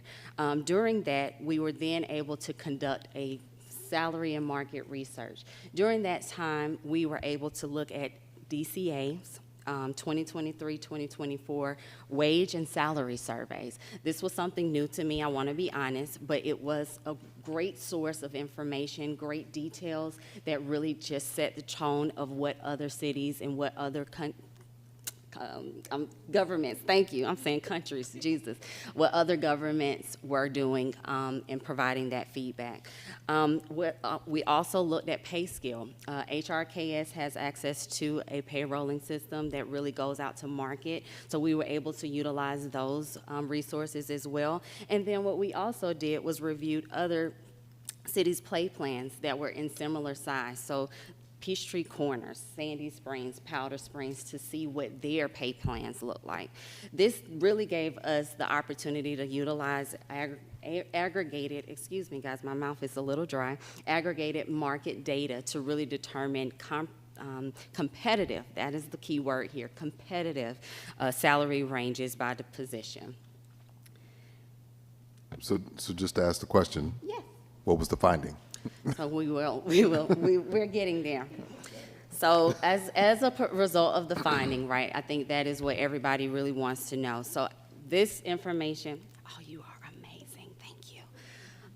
This information took time. Again, I want to go back to that 3 weeks, right? We were able to really accomplish, thank you. We were really able to accomplish a lot in this 3-week time period and to support the data that we will be presenting to you today. Once we got our arms wrapped around it, we put everything in 3 categories. The first one was data review. During this process, again, as I mentioned, we looked at DCA's recent wage and survey data. We were then able to take that information and define and determine each role's competitive percentiles, right? So that was a key component of this process because we want to make sure that, as City Manager Mr. Tank says, that we are attractive, right? We want to make sure that we are not just competitive but also attractive. Next slide. So then, as the team and I conducted that market research, we were able to review both internal and external comps. Again, we have a few members that are already hired, so we want to make sure that we consider internal comps when we are looking and proposing and recommending these salaries. But we really focused on cities with populations 50,000 and higher. This helped us then minimize the pay disparities between the recommended salary ranges. And then lastly, so after we did all of that, and I know I said a lot in one sentence, after we did all of that, we were then able to come together. The most important thing is that we provide details, we make sure that we have thorough discussions, and then we also like to provide recommendations. So during that process of the discussions and recommendations process, we were then able to determine competitive salary ranges for each role based on market-driven data. And then we were able to present those recommended salary ranges to the city mayor, and city manager. And so I'd heard your question, and I know I haven't answered that yet, but on in the far back of your agenda, Mayor Owens had showed me where it was. I think it was maybe. The final result is it's actually in the resolution format. They're actually describing how we got to that point, but that's going to be the final product. And when they do finish presenting, I'll be asking for a resolution to adopt it. So you asked, she continues to go through how they came to this point. You want to know what the results are. It's there, and I think that's going to be at least the final page that's presented. Correct. Thank you, Mr. Tank. So really quick, I'm on my last slide, right? What are your next steps, right? You say, Janae, I see you're up here. You've been here for 3 weeks. You've gotten a lot accomplished. We've been able to do a lot of research and data and also have really strong recommendations that we are seeking approval for today. I definitely am excited about the next steps. Me personally, myself, I think I can speak for the HRKS team when I say that. But after today's session, pending approval, of course, of the classification and pay plan, the HRKS team, myself, RBL, plans to then create a City of Mableton organizational chart, right? That is based on, everybody knows what an organizational chart is, however, is really to make sure that we have, identified all the roles, and then we can put them in the hierarchy that they need to be in. The next thing will be that we will develop ADA-compliant job descriptions for all of those roles. So myself, RBL, will make sure that I think we have 41 roles on that we will be presenting today, but all of them have ADA-compliant job descriptions that we can attach to that job opening. Next, creating and formalizing benefit package brochures for the City of Mableton. The one thing that Mr. Tanks has stressed is that we have benefits, right? We have them, they're out there. However, it's nothing to actually provide literature around that. You know, one thing that I always say is that HR recruiting is the front line. We're like salespeople, right? So we are able to really sell the government. We are really able to sell those positions, and a part of that is what we offer from a benefit standpoint.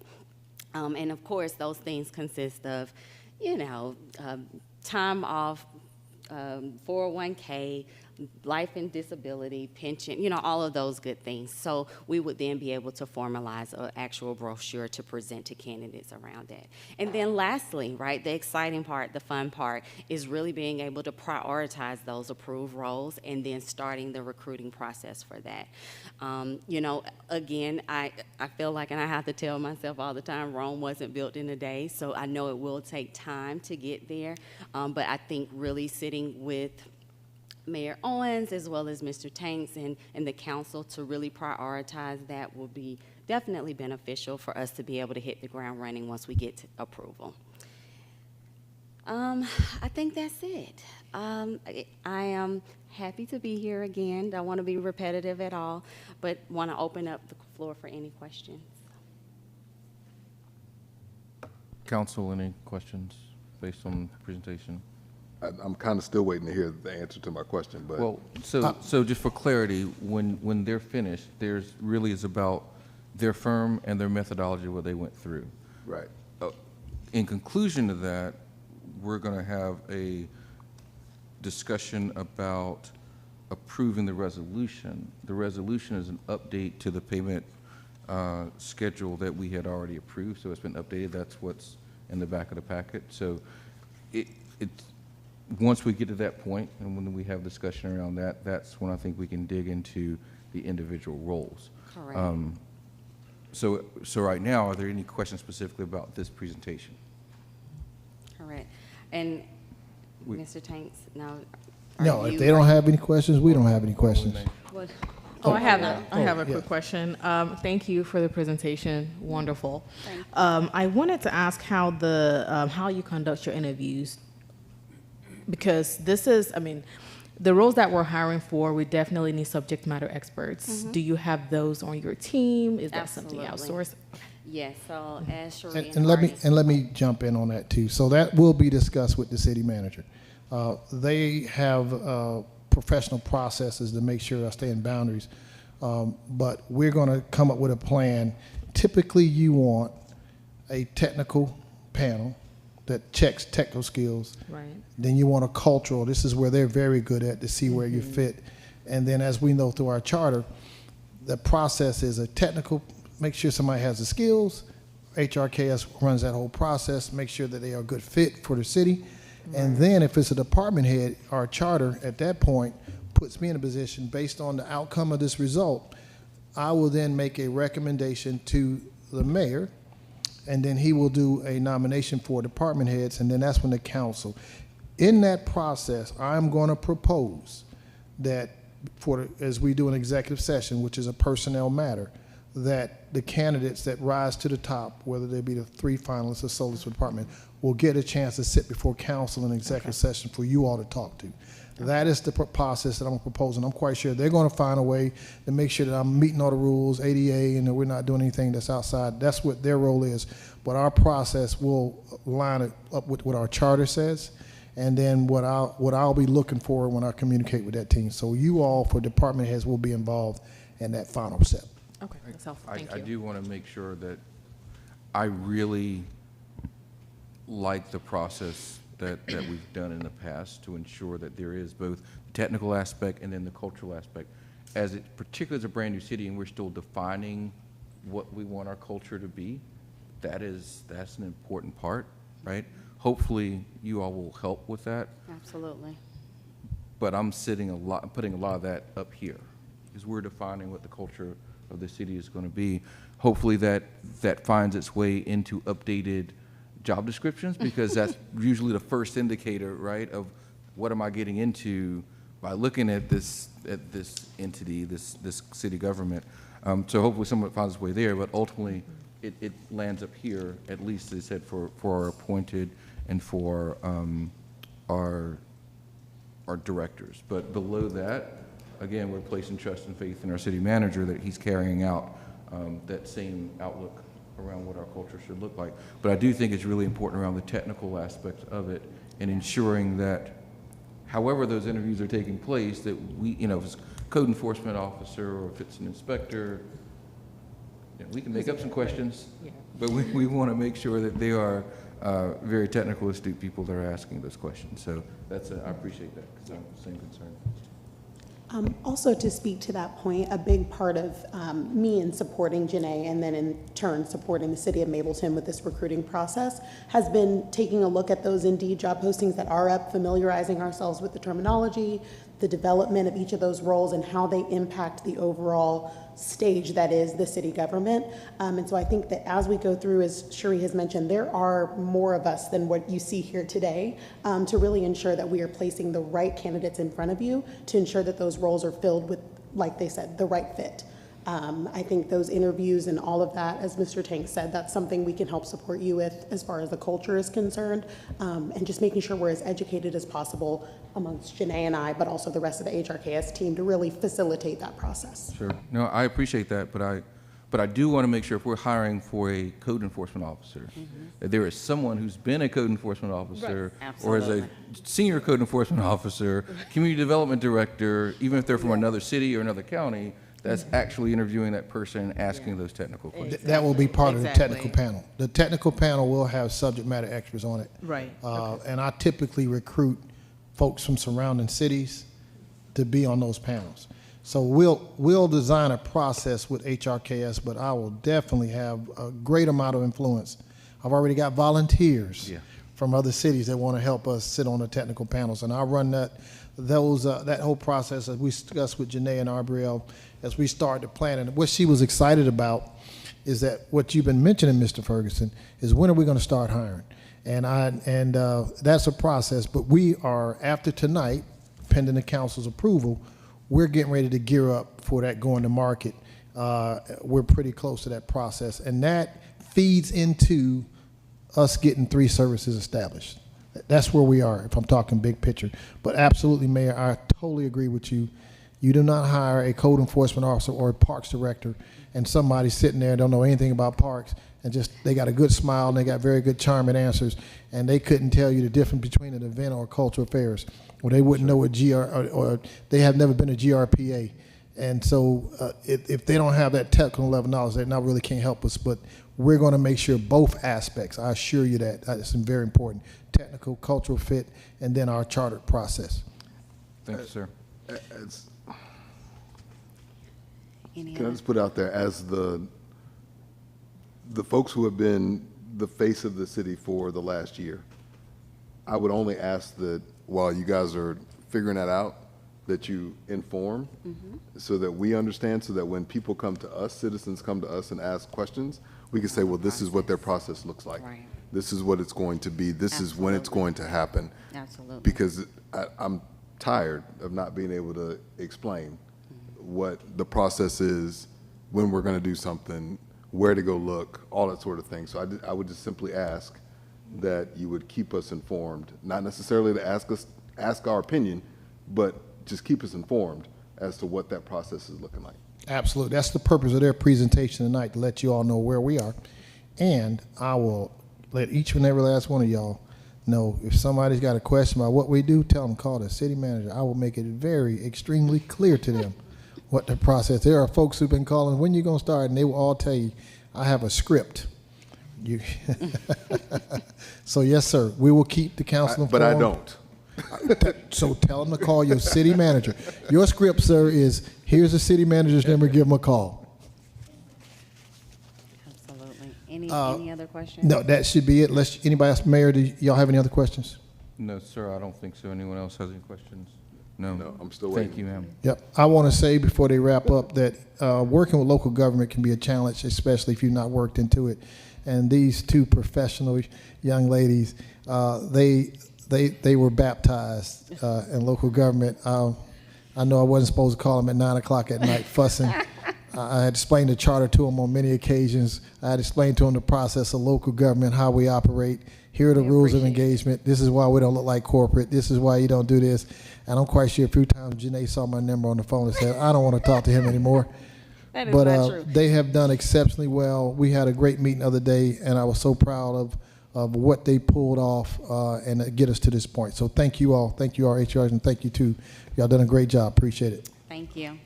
On behalf of council, we say we're sorry for Mr. Tanks. No need to But thank you apologize. for working with us. We appreciate it. Thank you for having us. You guys have a good one. Thank you.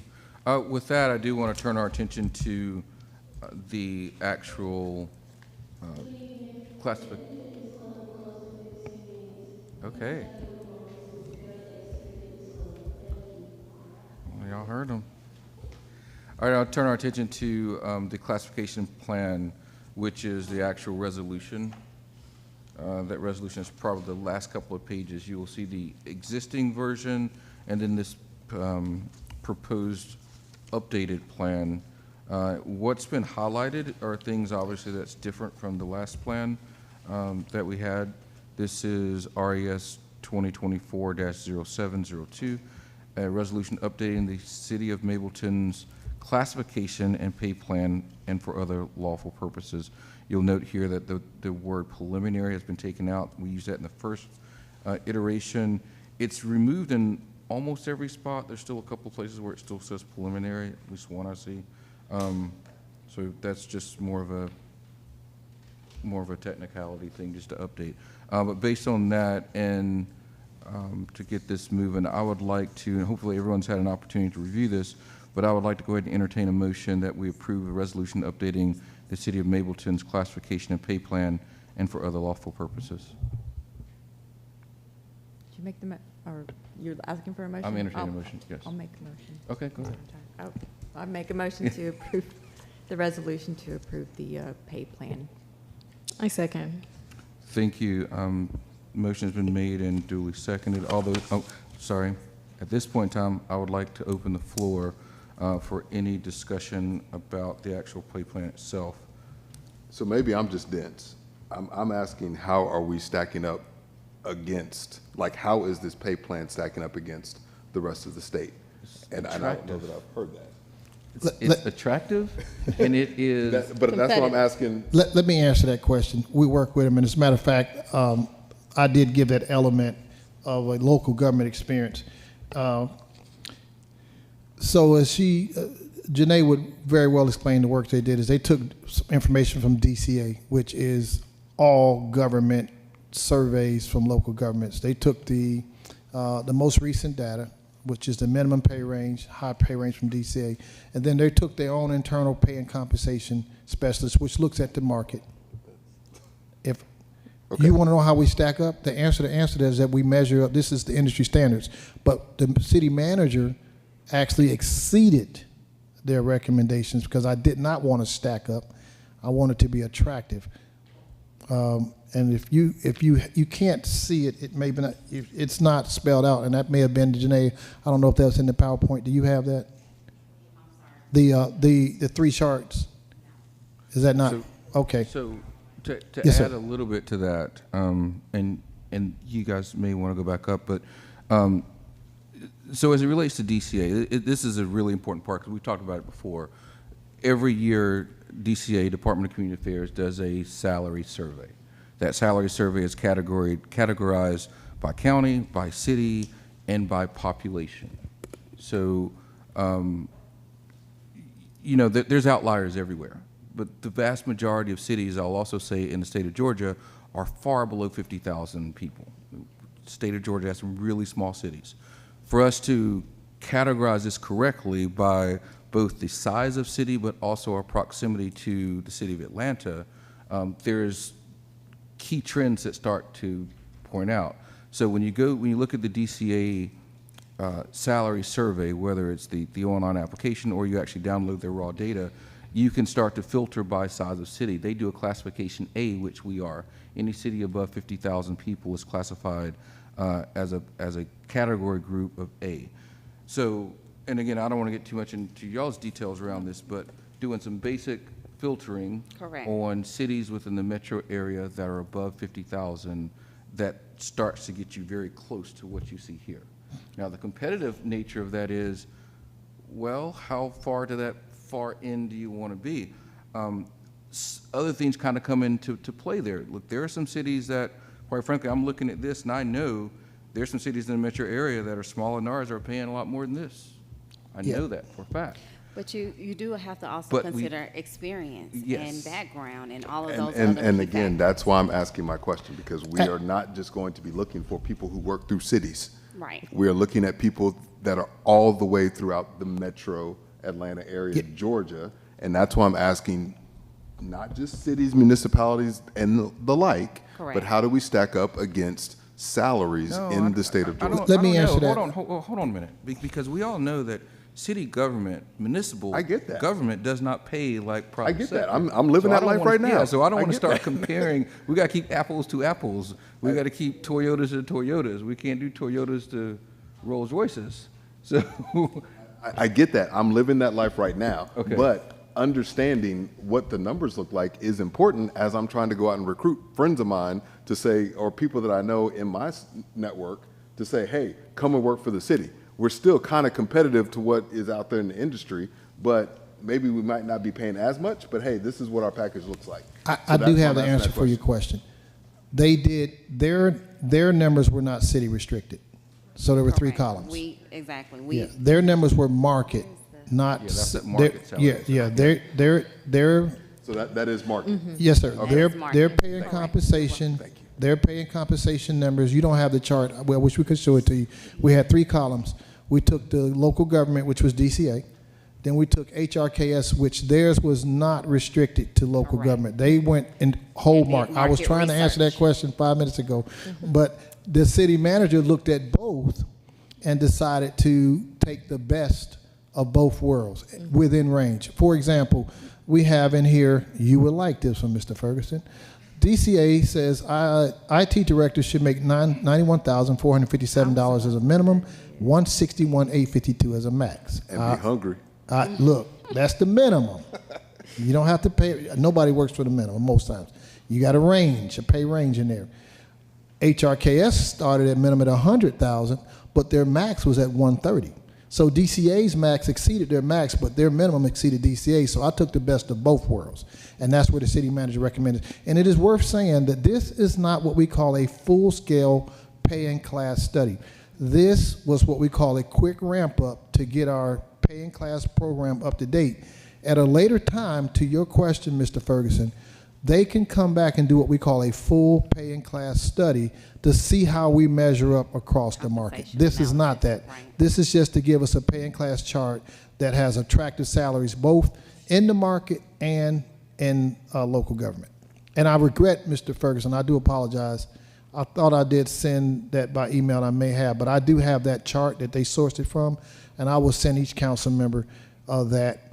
And it also has our total budget in there for what the cost of the people are too. So I hope that answers some of your questions. It does. That helps. And the fact that you said market, which I didn't hear when you said it 5 minutes ago, I didn't hear that market word. It was in the slides. So it wasn't. Yeah, it was in my slides. It was a bullet point. It's okay. It's late. It's okay.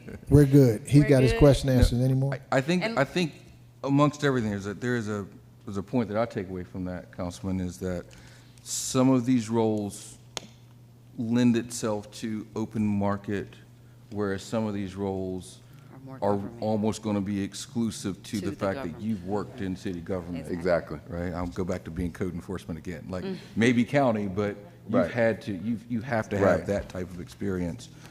Especially I think where we are, and we've talked about this before, as a city, the fact that we're still relatively new, is that, on-the-job training is great, but coming in here now where we are, you really have needed to be working in this already. Right.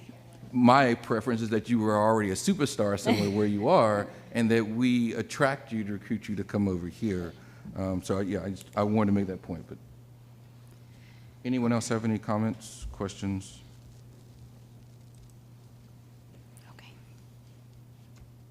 Thank you. Thank you very much.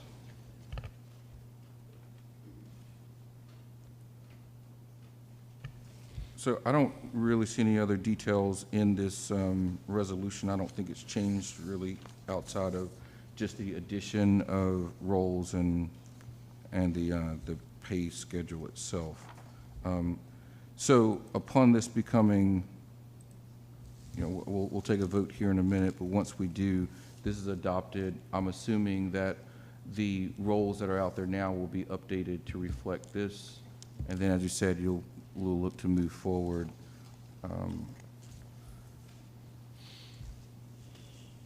And it's the fact that we don't have any pending hires right now. I think pending hires?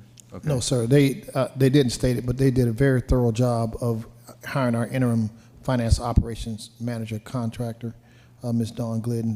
They went through the process, the whole, very thorough, covered everything. But right now, we're at exactly what you state. Council has to approve positions before I can hire. I just want to make sure we didn't have anybody mid-negotiations. Oh, no. Right? That we're now changing this. And Artie told me to don't do anything. She said freeze. Let us get this done. Now, I was going to say, especially with the IT director position we have, that's like $80,000. Right. Yeah. And jumping that joker up. Yeah. Okay. So with that being said, I'll go ahead and call the question. All those in favor of approving the resolution updating the City of Mableton's classification and pay plan for other lawful purposes, please say aye. Aye. All those opposed say nay. Hearing no opposition, the ayes have it. Thank you. Look forward to moving forward and being able to start hiring. So, yeah, I see some thumbs up. Awesome, yeah. Get us some people. All right, with that being said, ladies and gentlemen, this takes us to item 13, which is the other business and discussion. There's one item here, which is the commission's authorities and boards. Our CAB overview is supposed to be tonight. It was deferred at last meeting to be brought back up. However, I do understand that it is almost 10 p.m. There's no item here to vote on. There was some updates that I was going to provide as where we are with some of the boards, authorities, commissions. On our next meeting, which I think is April 14th, or August 14th, I'm sorry, August 14th, there are some items related to commissions, board, and authorities that will be on that agenda. We already have that planned somewhat already. So in lieu of that, the fact that we're going to talk about that next meeting anyway, and the fact that it is almost 10 o'clock, I will entertain a motion to defer this to our next meeting. I'd like to make a motion to defer item 13B, 12B? No, 13 to talk about commissions, authorities, and boards overview until our next meeting. Thank you. Do I have a second? I'll second the motion. Thank you. All those in favor of deferring the boards, authorities, commissions overview until next meeting, please say aye. Aye. All those opposed say nay. Thank you. The ayes have it. We'll have that on the agenda in an expanded form on August 14th. Takes us to item 14, which is the city manager's comments. Sir. Very quickly, Wellstar Regional Health Board is the hospital that's in the city of Mableton. They're actually at this time looking for candidates that want to be on the Wellstar Hospital Board. If you are an advocate for the hospital, if you don't mind going to board meetings and you're going to care something about the health of our Mableton citizens, you're interested in being on that board, let me know. I have the application. I actually sit on the board with them. And then, Mr. Mayor, we had the privilege tonight of having a high school student, Mr. Amir Mason. He had to leave early. I guess the meeting was past his curfew. But they didn't tell him in school that these things can be long. But I was honored to have a high school student that has interest in civic duties come in and see. And I want to say thank you all. You all were, the way you conduct yourself, the way you operate, even when we have questions that challenge each other, it let this young man see this is how government works. And I was proud that he saw the Mableton City Council in full function. Y'all conducted the business tonight very well. A lot was learned.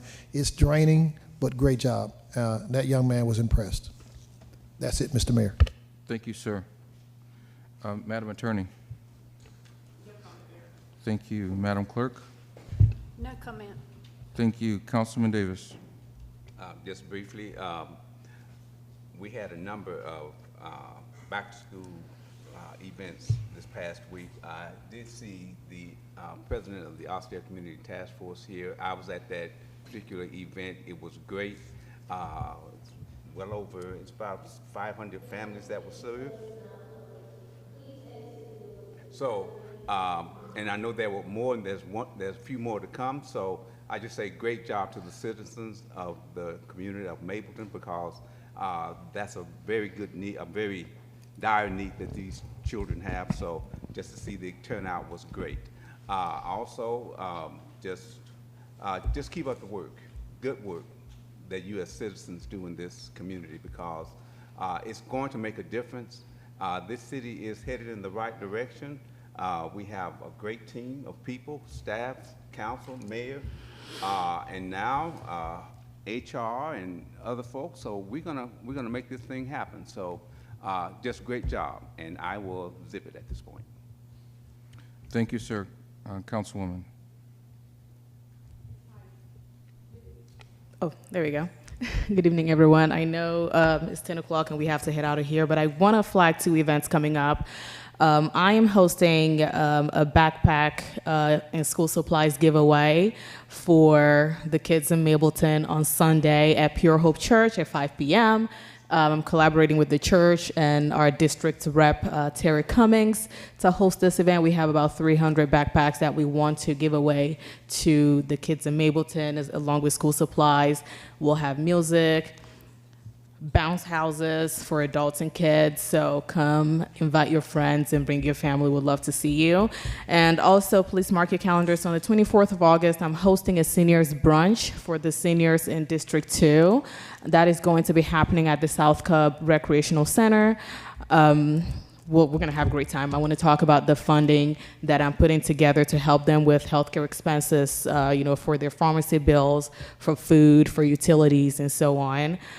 So please mark your calendars. It's the 24th of August, and it would be at 12 noon. And I'll share more details about that once we put it together. Thank you all, and have a wonderful night. Thank you, Councilwoman Ogg. No comments, thank you. Thank you, Councilman Ferguson. I'm simply going to say thank you all for the birthday messages that I received from many citizens of Mableton.